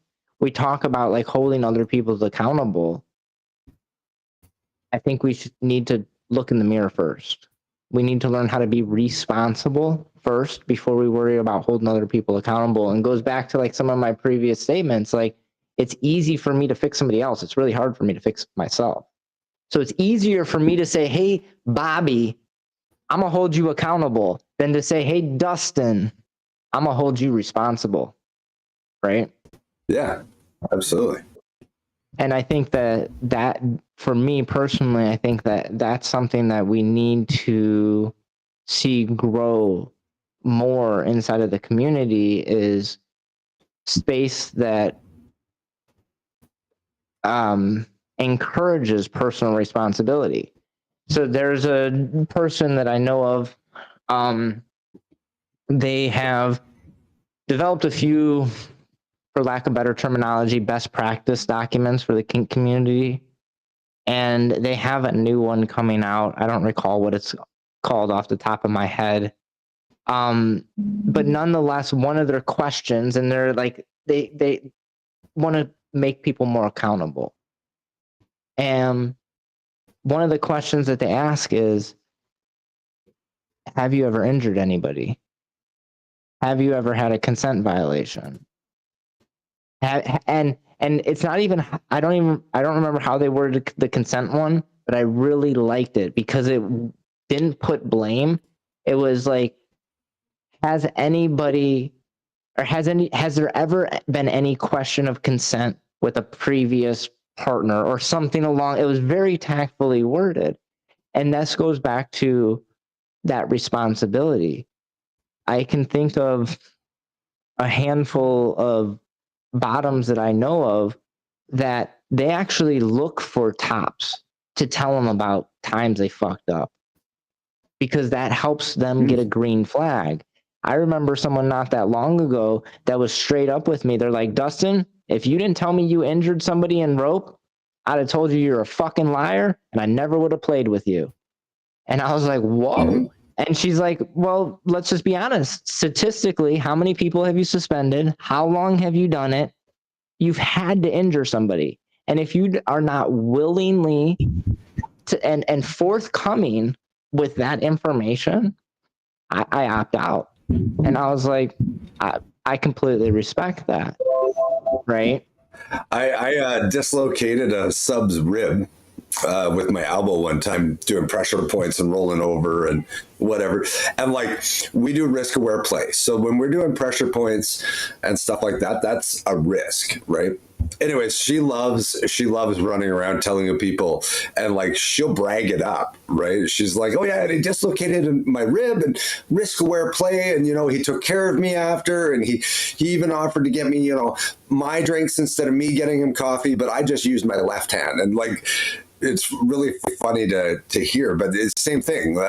Anybody that's been in a community any amount of time, you fucked up. Like, what we do is not safe. So we try and make it the safest we can, but you're still going to mess up. And being able to own that makes it easier for other people within the community to accept when they fuck up too, right? Lead by example. So if you want people to be able to accept their failings and learn and grow from them, then guess what? You get to accept your failings and learn and grow from them.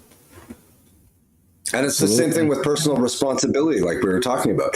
You can't force somebody to be accountable, but you can hold yourself to account and hold yourself responsible and change the way you interact with the world around you. So like, if I'm running around saying I will not play with anybody that's not personally accountable and responsible, and 5 other people within the community are influenced by me doing that, that's now 6 of us tops that are stepping away from playing with people that aren't personally accountable and responsible.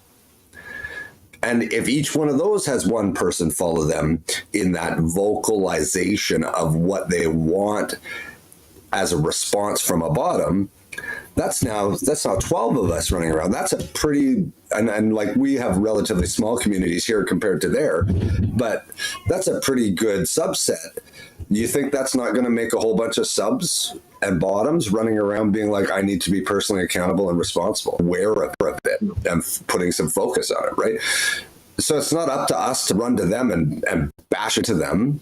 It's just us to live our truth. So if you value personal accountability, if you value personal responsibility more than you value getting laid, then quit playing with people that you shouldn't be playing with, and they will change and they will grow. Women have been using this concept, and I hate to be gender stereotypical, but women are the most powerful force in society. Even though men, gender-wise, typically have historically done, women have driven every stage of it by the fact that they create and grow the next generation, right? Their needs and wants as a society, as a gender, have guided men for eons. Like, that's what that is. So if they're attracted to the strong men, guess what? Society gets stronger. If they're attracted to as a whole, or as a holding values of like intelligence, guess what? The intelligent men strive to be intelligent, more and more strive to be intelligent.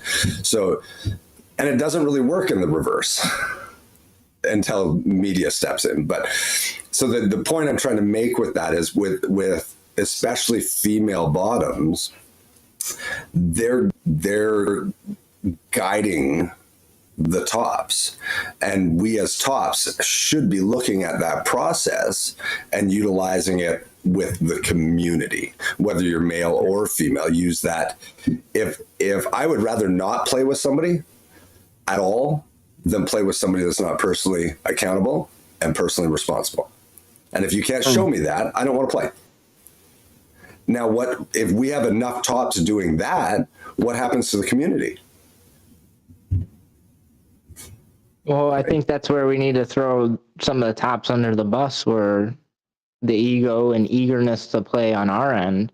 I mean, like, I talk to a lot of men that want to learn rope, and early on I ask them, well, what's the reason? And I'm going to be a dickhead here. There's usually two reasons. It's ego or it's pussy, right?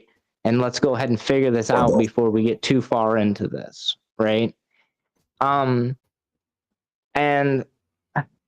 I think that, like, it's tough. I've watched a lot of men specifically learn rope, and they struggle at the beginning. Nobody wants to learn rope with somebody, right? Nobody wants to be the bottom that learns with the top, and they struggle to get anybody to play with them, right? Mm-hmm. And then as soon as somebody says, will you tie me? They are like a dog in heat, because here they are. They want to learn rope, whether it's for ego or for pussy, who cares? But let's just even say there's some wholesome freaking reason, right? They're deprived of the ability to even pursue the ability to get that experience. And I think about in a book called Please Scream Quietly, and it talked about, like, once you get good enough with the skill, the people will come to you, essentially. But until you get good enough with the skill, it's a barren land. And I think that's what creates some of that eagerness. Yeah.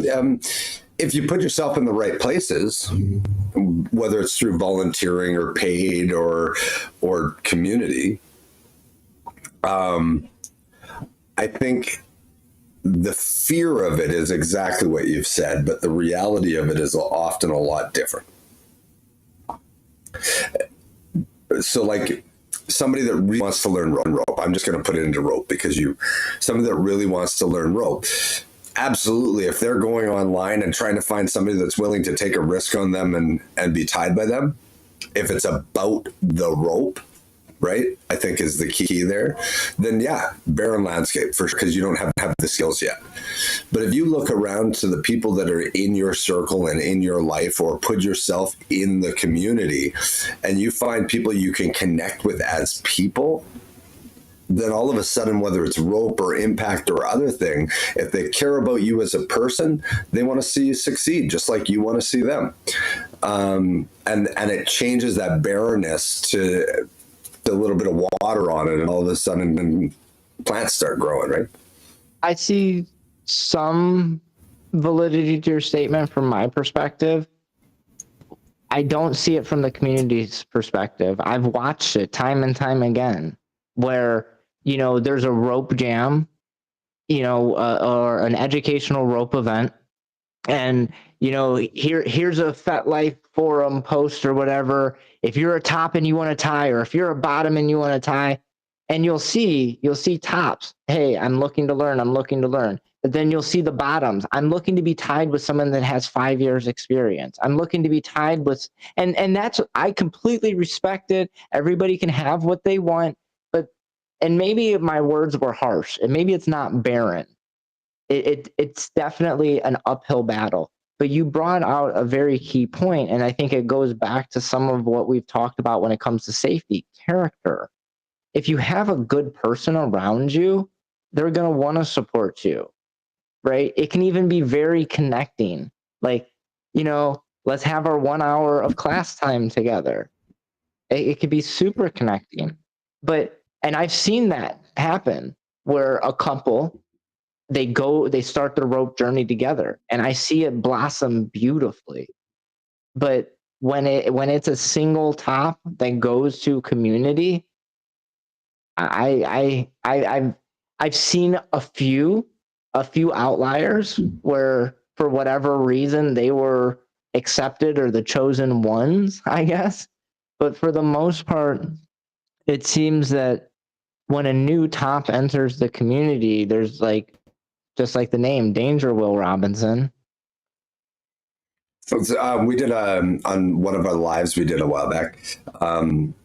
We did a live on this fake dom phenomenon.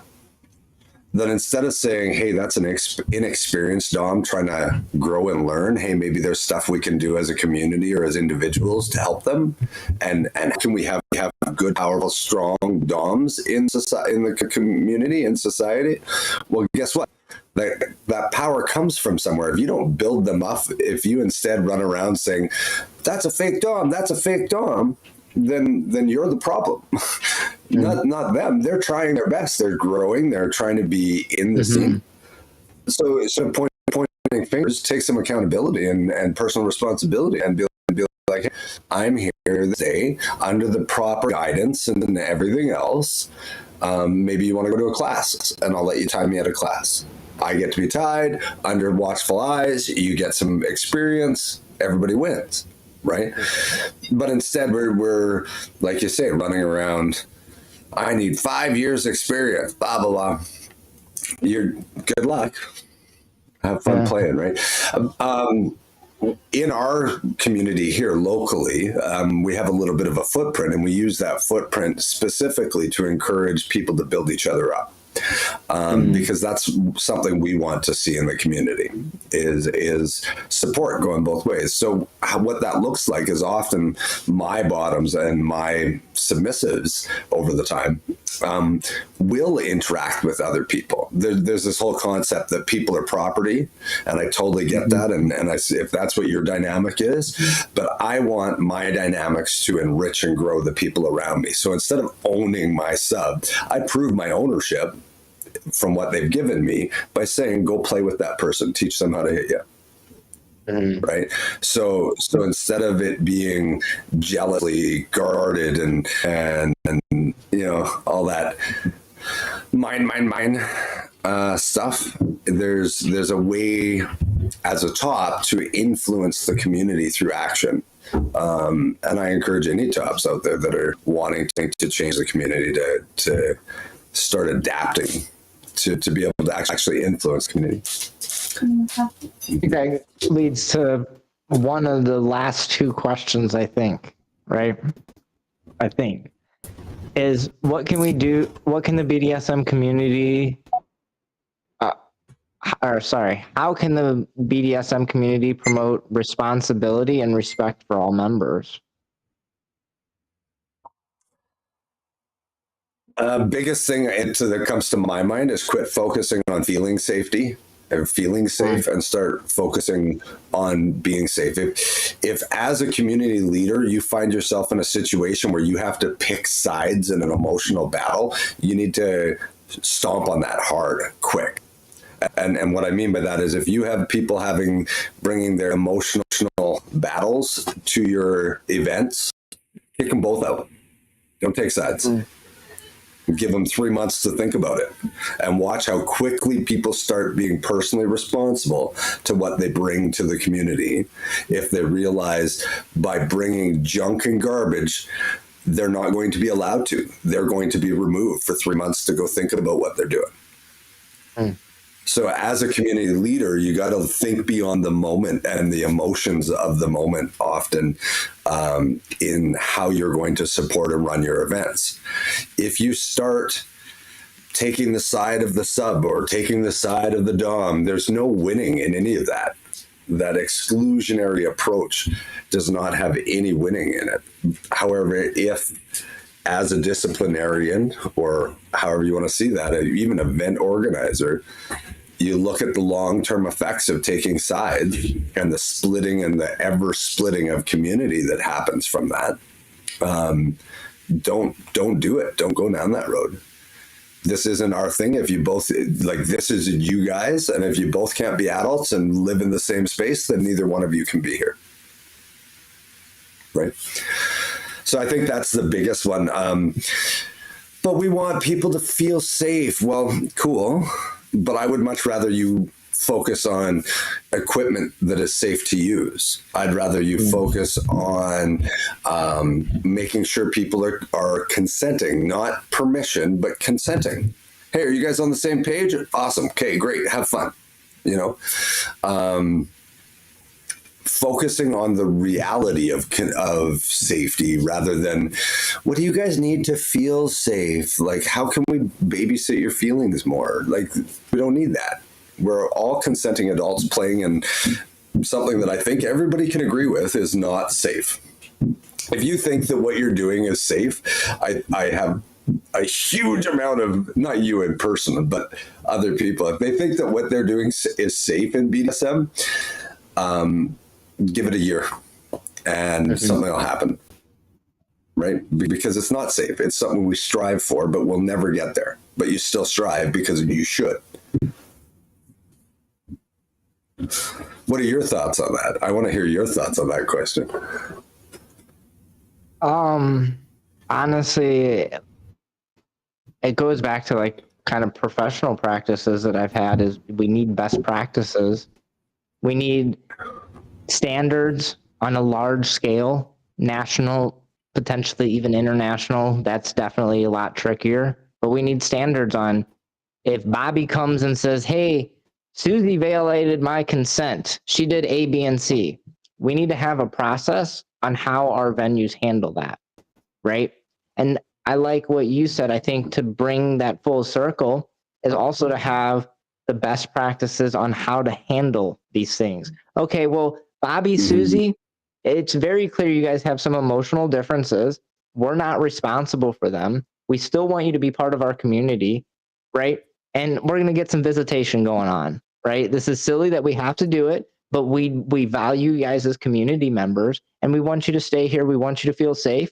So for 3 months, Susie, you're going to get the first weekend. Bobby, you're going to get the odd weekend or the even weekend or whatever, right? You're going to alternate weekends for 3 months. After 3 months, you guys can come back and you guys can go to the same dungeon parties and hopefully you guys can continue to go. But after 3 months, if you guys can't share the same space, you probably both need to go, right?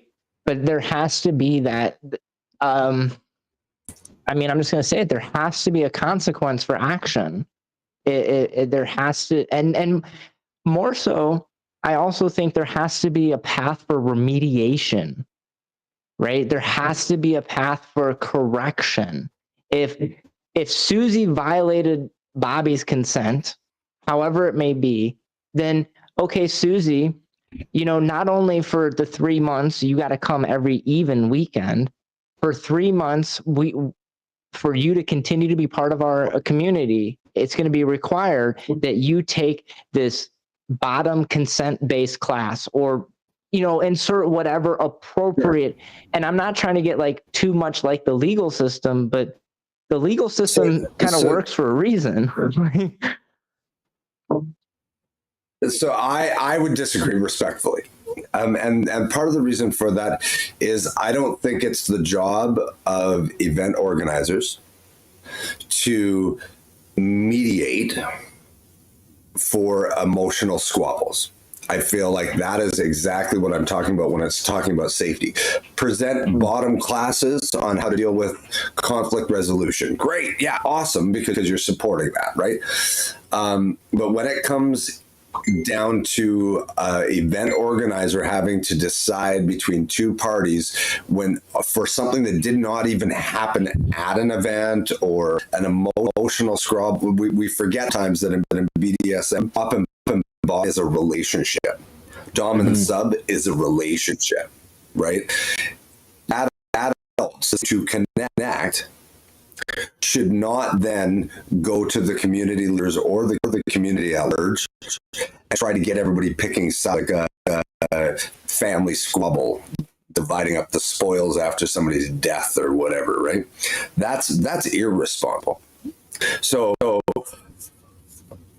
if we expect our community leaders and event organizers to spend X amount of their time mediating emotional problems between individuals that should be adults and should be personally responsible, they will not have the time and energy to focus on putting on and hosting safe events because they're worried about people's feelings of safety. I can't come to the event because XYZ, it makes me feel unsafe. This guy makes me, or this girl makes me feel unsafe. And I agree, but at the same time, it does create an unsafe event if two emotionally charged people are in the same event. And I agree that it should not be on the venue to manage your guys' emotion, but to have a simple best practice that the top you come even weekends, the bottom you come odd weekends, and after 3 months, if you guys got a problem, then you guys got the problem. See ya, right? Because we don't have the management capability to handle your emotions. And I agree that we should have emotionally responsible adults, but the reality is I don't think many people are truly emotional responsible, or not all the time. I'm going to tell you what, there has been a few girls that have crushed me and hurt me, and I got emotional. Did I do bad things? I don't know. Probably depends on who you ask. Nonetheless, I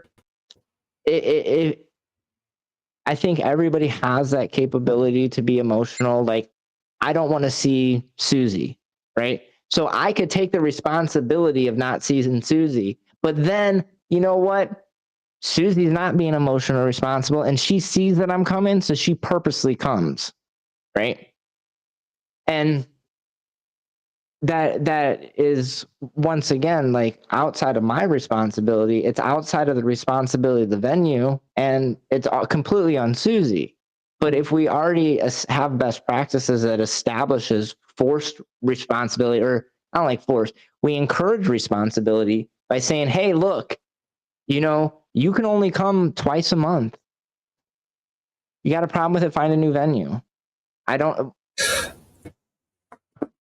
So I'm also libertarian. I want the government to stay out of my life, which is probably my stance on this. Is I want the organizers to put on a nice event I can go enjoy. I don't want them to tell me how long my whip can be. I don't want them to determine what they think is my safe practices with my play partner. As long as my play partner and myself are consenting to that play, then if it doesn't affect the venue, the feelings of people watching shouldn't matter. So I agree. We were talking about primal earlier, and I get when I get into primal space with a partner that's consenting with it, I can get very violent. I don't ever do that with partners that don't have informed consent, so that they know about that. But like, we've cleared out dungeons from like breast beating, where everybody's standing outside the door of the dungeon watching in morbid fascination while I'm dismantling from the top down, right?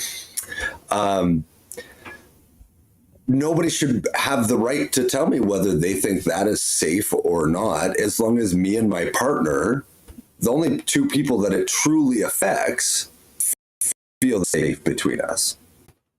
And this is my stance on it. But it's also, like I said, probably because I'm a libertarian. And I agree with that, but I think we're talking, apples and freaking kiwi or something here. Well, but not really, because what you're saying is that the community, and my understanding of what you're saying is that the community or the event organizers should have best practice for dealing with or helping people deal with emotions, right? Not necessarily emotions. I mean, so but you're talking about mediating by dividing it up. This weekend, now somebody has to enforce that. And if it's one couple that's coming forward, that's a problem. But now, if every couple that breaks up in BDSM is going to that event organizer and saying, "Hey, Joe makes me feel unsafe and Sally makes me feel unsafe," now you've got a divided community that is just going to continue, and all that weight and the responsibility for it will, and I've seen it, does get projected on event organizers. Well, and that would be the goal, would be to prevent that division, right? To have that clear, hey, we value you both as community people. Susie, we want you comfortable here. We want you to have fun here, whatever it is, right? But I think that, like, once again, going back to, if we're going to mitigate the risk that we have inside of this community, then we have to be responsible for said risk. And some of the risk that we have is breakups. It seems to be one of the biggest problems when it comes to community, specifically for tops. I cannot count how many tops that I know personally that are no longer allowed at said community, and it stems from a bad breakup, right? Yeah. Are they a bad top? I don't know for sure, but I know that they have a long list of bottoms that say they were a good top, and they have one bottom that says they were a bad top, right? But that one bottom, they're cute, they're vocal, this, that, or the other, and so that's more what I'm getting at. I don't have the energy to or the desire, and I don't think many people, let me say any, I don't think many people have the capacity to manage another person's fuck ups, whatever that may be, drama. But going back to trying to mitigate some of that risk that we see in the community and encouraging that responsibility, then I think that, maybe my off the cuff suggestion is not the way to go.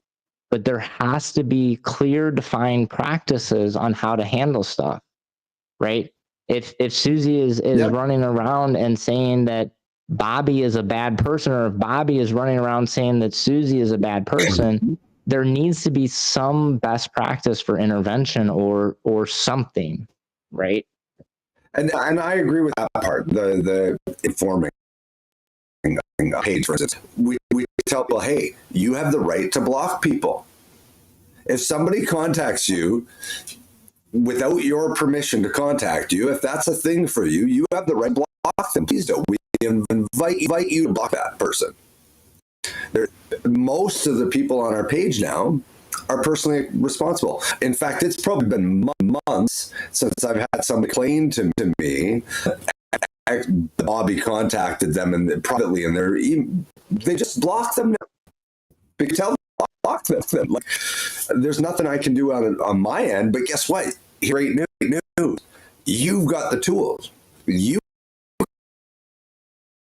can do something. So community leaders coming out with best practices, like you put it. If you break up with your partner, please both get into the community. We're going to all get out of the community what we put into it. If we don't put a bunch of shit into it, it's what?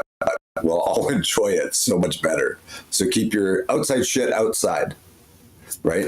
And if that means you can't come to the event, that's what it means. I invite you not to come until your feelings settle enough to be able to interact. And please don't badmouth each other within the community. Right? And setting up that community-wide manifesto or a community-wide best practices. And like you say, even going bigger, going national and international with a standardized version of community best practices that is applicable everywhere, right? I think that's a great idea. Then we just need a big enough platform to make it stick. Yeah. Yeah, a lot of legwork. And I mean, at the end of the day, like, it's really hard to write best practices that are applicable in most situations, right? I mean, like, I there's so many really slippery slopes in what we do. And somebody once told me is there's no such thing as truth because the truth changes with time and perception. And that's like one of the big things is like, how do we deal with that? Right? So what doesn't change? Values. No, they can. Responsibility always means responsibility. Accountability always means accountability. Right? I mean, if you're reading out of the same dictionary.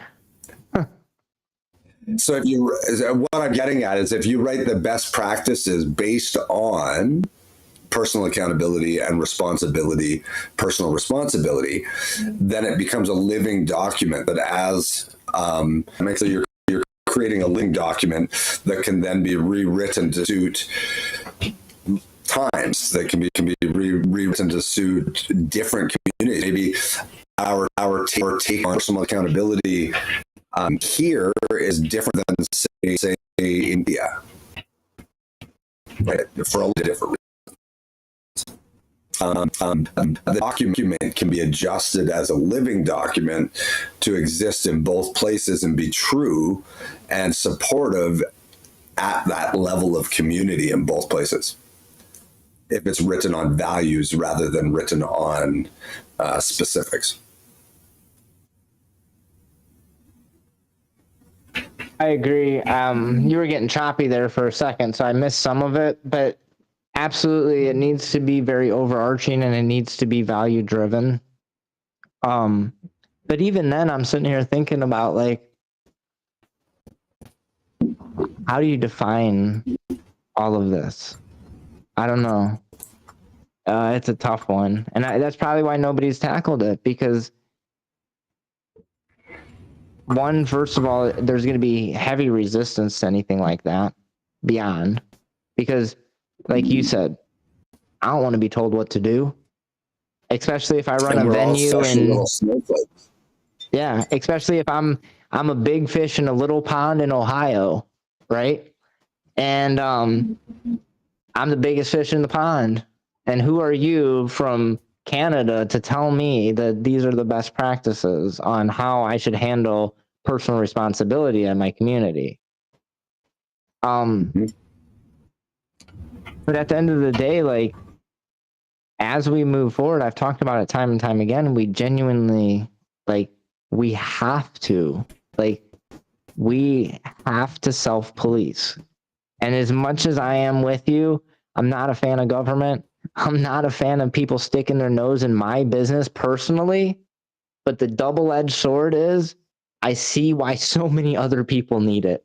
Maybe that's ego speaking, right? But I definitely think that a lot of people genuinely do need direction. I personally think that I'm just going to go ahead and be a freaking They cynical. need consequence.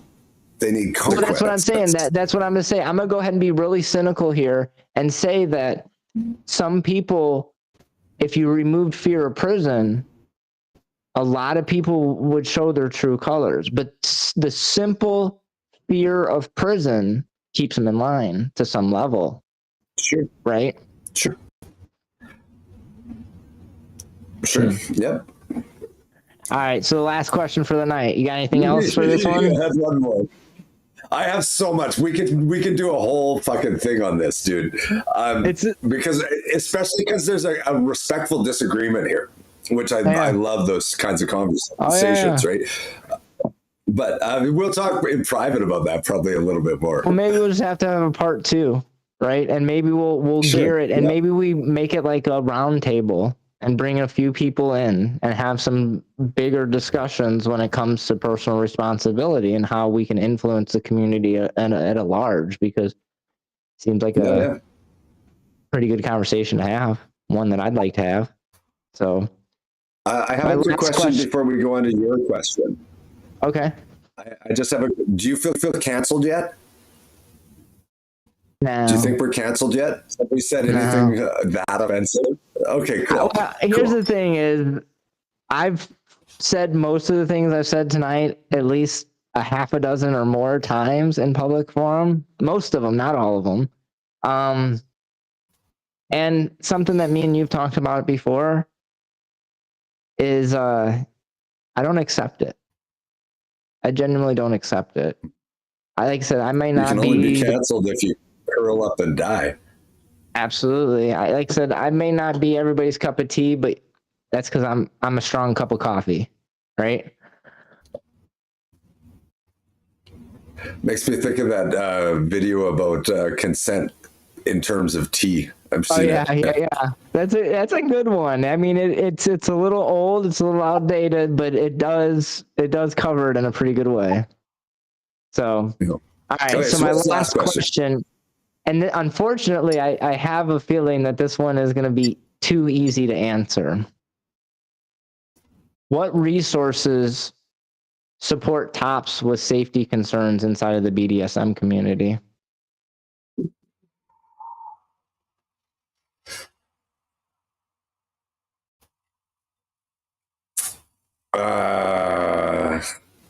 Other tops and like organizers. So if you keep climbing that ladder, there's always a bigger top. There's always a bigger fish, right? And what I think of support though is sometimes consequence. Right. Sometimes it's when things don't mesh. Sometimes it's being removed from the community. The only way that happens that there's consequence if there's a capable of doing it. Like your term jail, right? You're the jail people on. Well, if you know a top going to a community, if you don't get right, all the other tops are going to remove you, and none of the bottoms are going to want to play with you. That's a pretty big wall to be running up to, and realizing, hey, if I don't act right, I'm out. I don't know. I think consequence helps keep people safe. I think what we need, there isn't much to keep a top safe other than healthy community. Unfortunately, currently, I don't know of any review boards or anything that are like, this guy's been accused of being unsafe, and they're look at it. They just make subs feel, or the bottoms feel safe. And that usually is removing this person, right? I think as organizers, and this goes out from me to all the other organizers out there, if you're going to get involved, be impartial. Otherwise, even better yet, if you're putting on an event, stay out of it. So it kind of ties into our other conversation, right? But you have to be impartial. Otherwise, you're going to end up destroying your own community. Absolutely. Oh yeah, no, absolutely. That's like best practices and having that impartial thing. Like, and being very intentional with the words.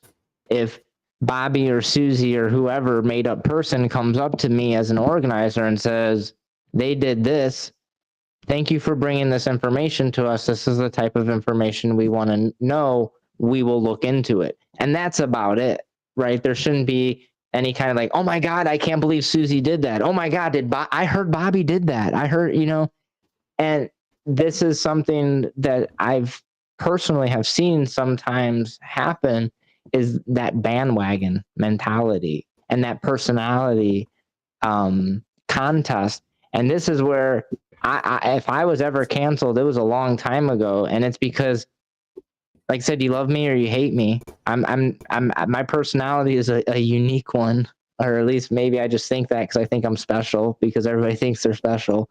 But we're all beautiful snowflakes. What was that? We're all beautiful little snowflakes. Yeah, there you go.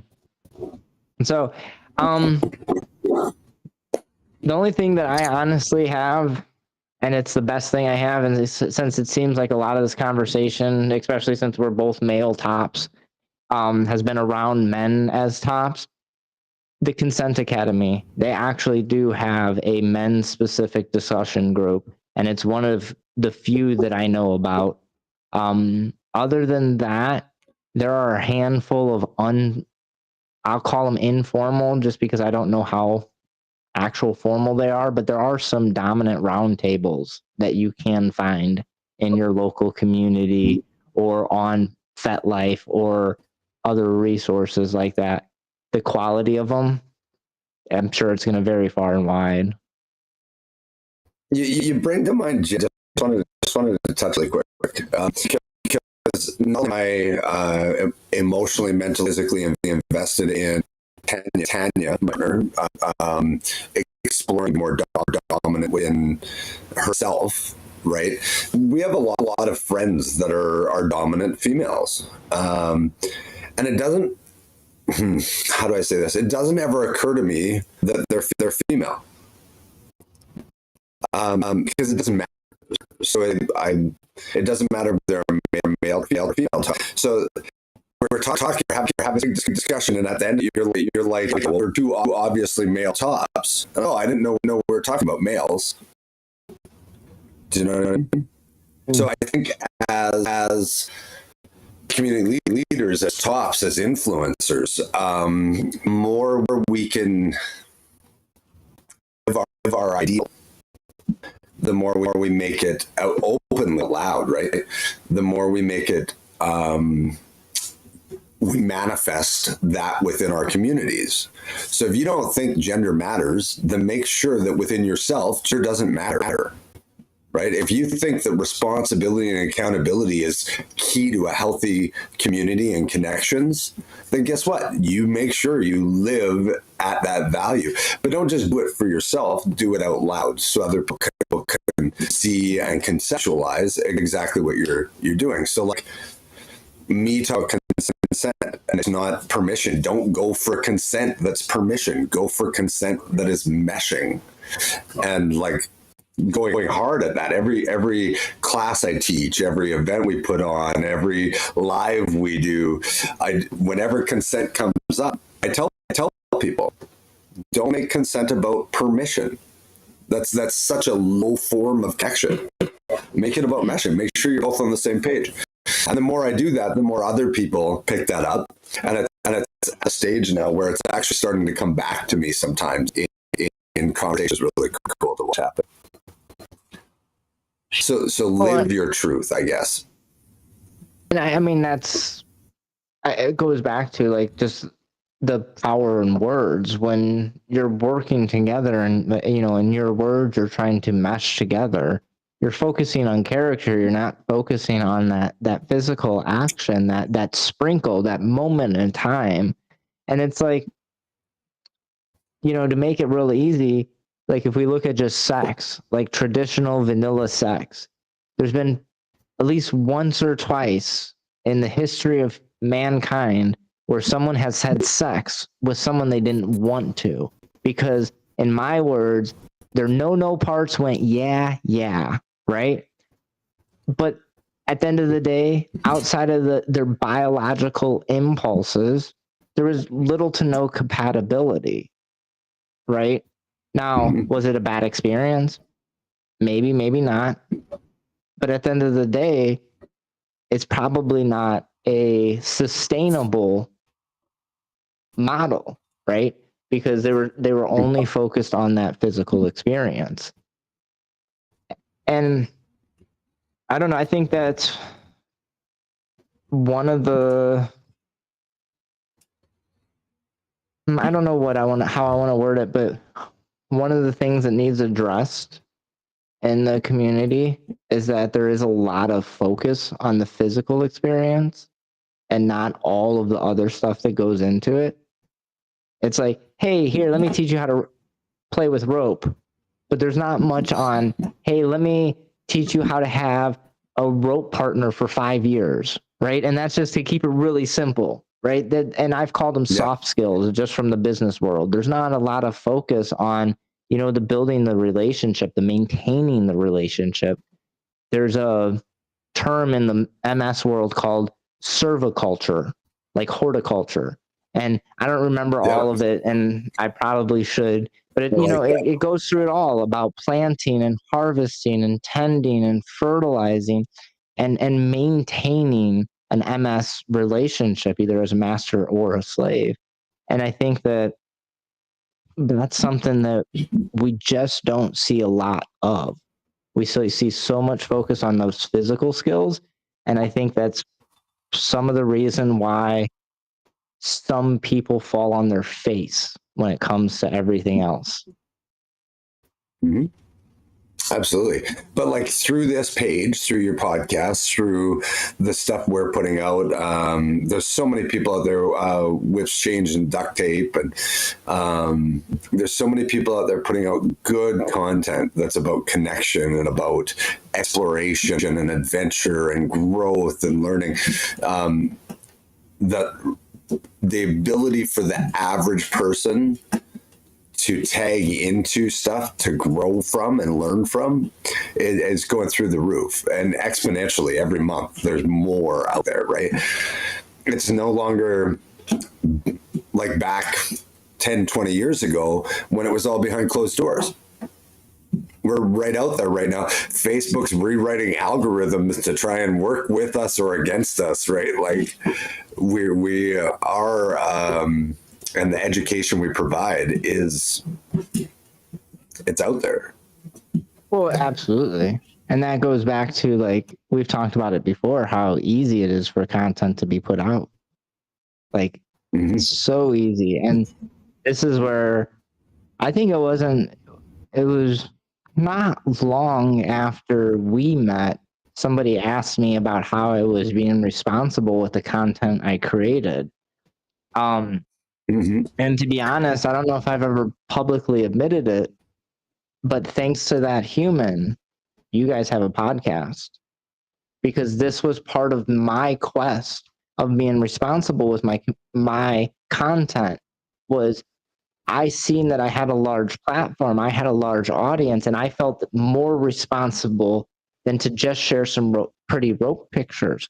That I felt that I needed to be responsible and share some of the change that I wanted to see, some of the conversations that I wanted to hear, whether I agreed with those conversations or not, because I'll just go ahead and be honest. There's been at least one or two conversations that I've been part of on this podcast that I didn't necessarily agree with. And almost every single guest has at least said one thing that I didn't agree with, but that's part of what I want, is that open dialogue. Yeah. You're not out there trying to have everybody agree. You're out there trying to have everybody talk, right? That was your stated purpose from the very first one you were on. I want people to have these tough conversations, and I want people to dig in and feel the meat of it, not just this surface frou-frou pretty little veneer that gets placed on BDSM and kink. You want people to dig in, and I think you've accomplished that. Like, some of your topics they go on forever in depth, right? Well, and that's the goal. I mean, like, a while ago, I read a book called Crucial Conversations, And one of the things that I took from it was those things that you don't want to talk about are the things that you most need to talk about, right? And the things you don't hear people talking about, those are the things you need to talk about as well. Because if you don't talk about them, who else will? Right? Yep. So here I am trying to do something, whatever it may be. I like our conversations. So, all right, well, let's get this wrapped up. And now at this point, we're going almost 3 hours. 2.5 so because this is a short conversation for us. This is a short conversation for us, Dustin. Yeah, fair. I'm blown away. Honestly, I think this topic needs a part 2, and more so also potentially doing some kind of roundtable where we discuss this, best practices, personal responsibility, encouragement, so on and so forth. But yeah, wow. This conversation I didn't know where it was going to go. I don't know if we represented it well. I think we spoke our truth. We just talked about it. Yeah. Yep. I think we spoke our truth from our perspective, and that's all we can do. And I encourage other people to speak their truth as well. Right. Mm-hmm.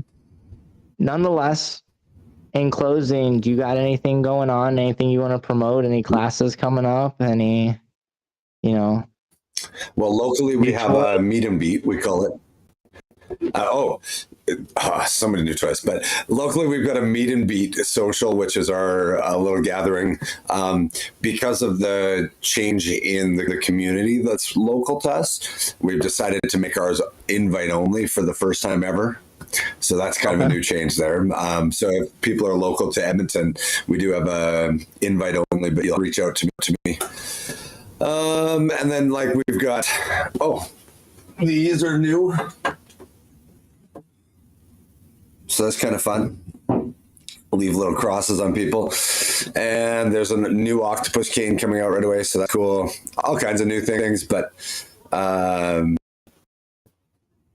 yeah. I'm happy to be here and happy to chat with you. I always enjoy our conversation. Definitely. I mean,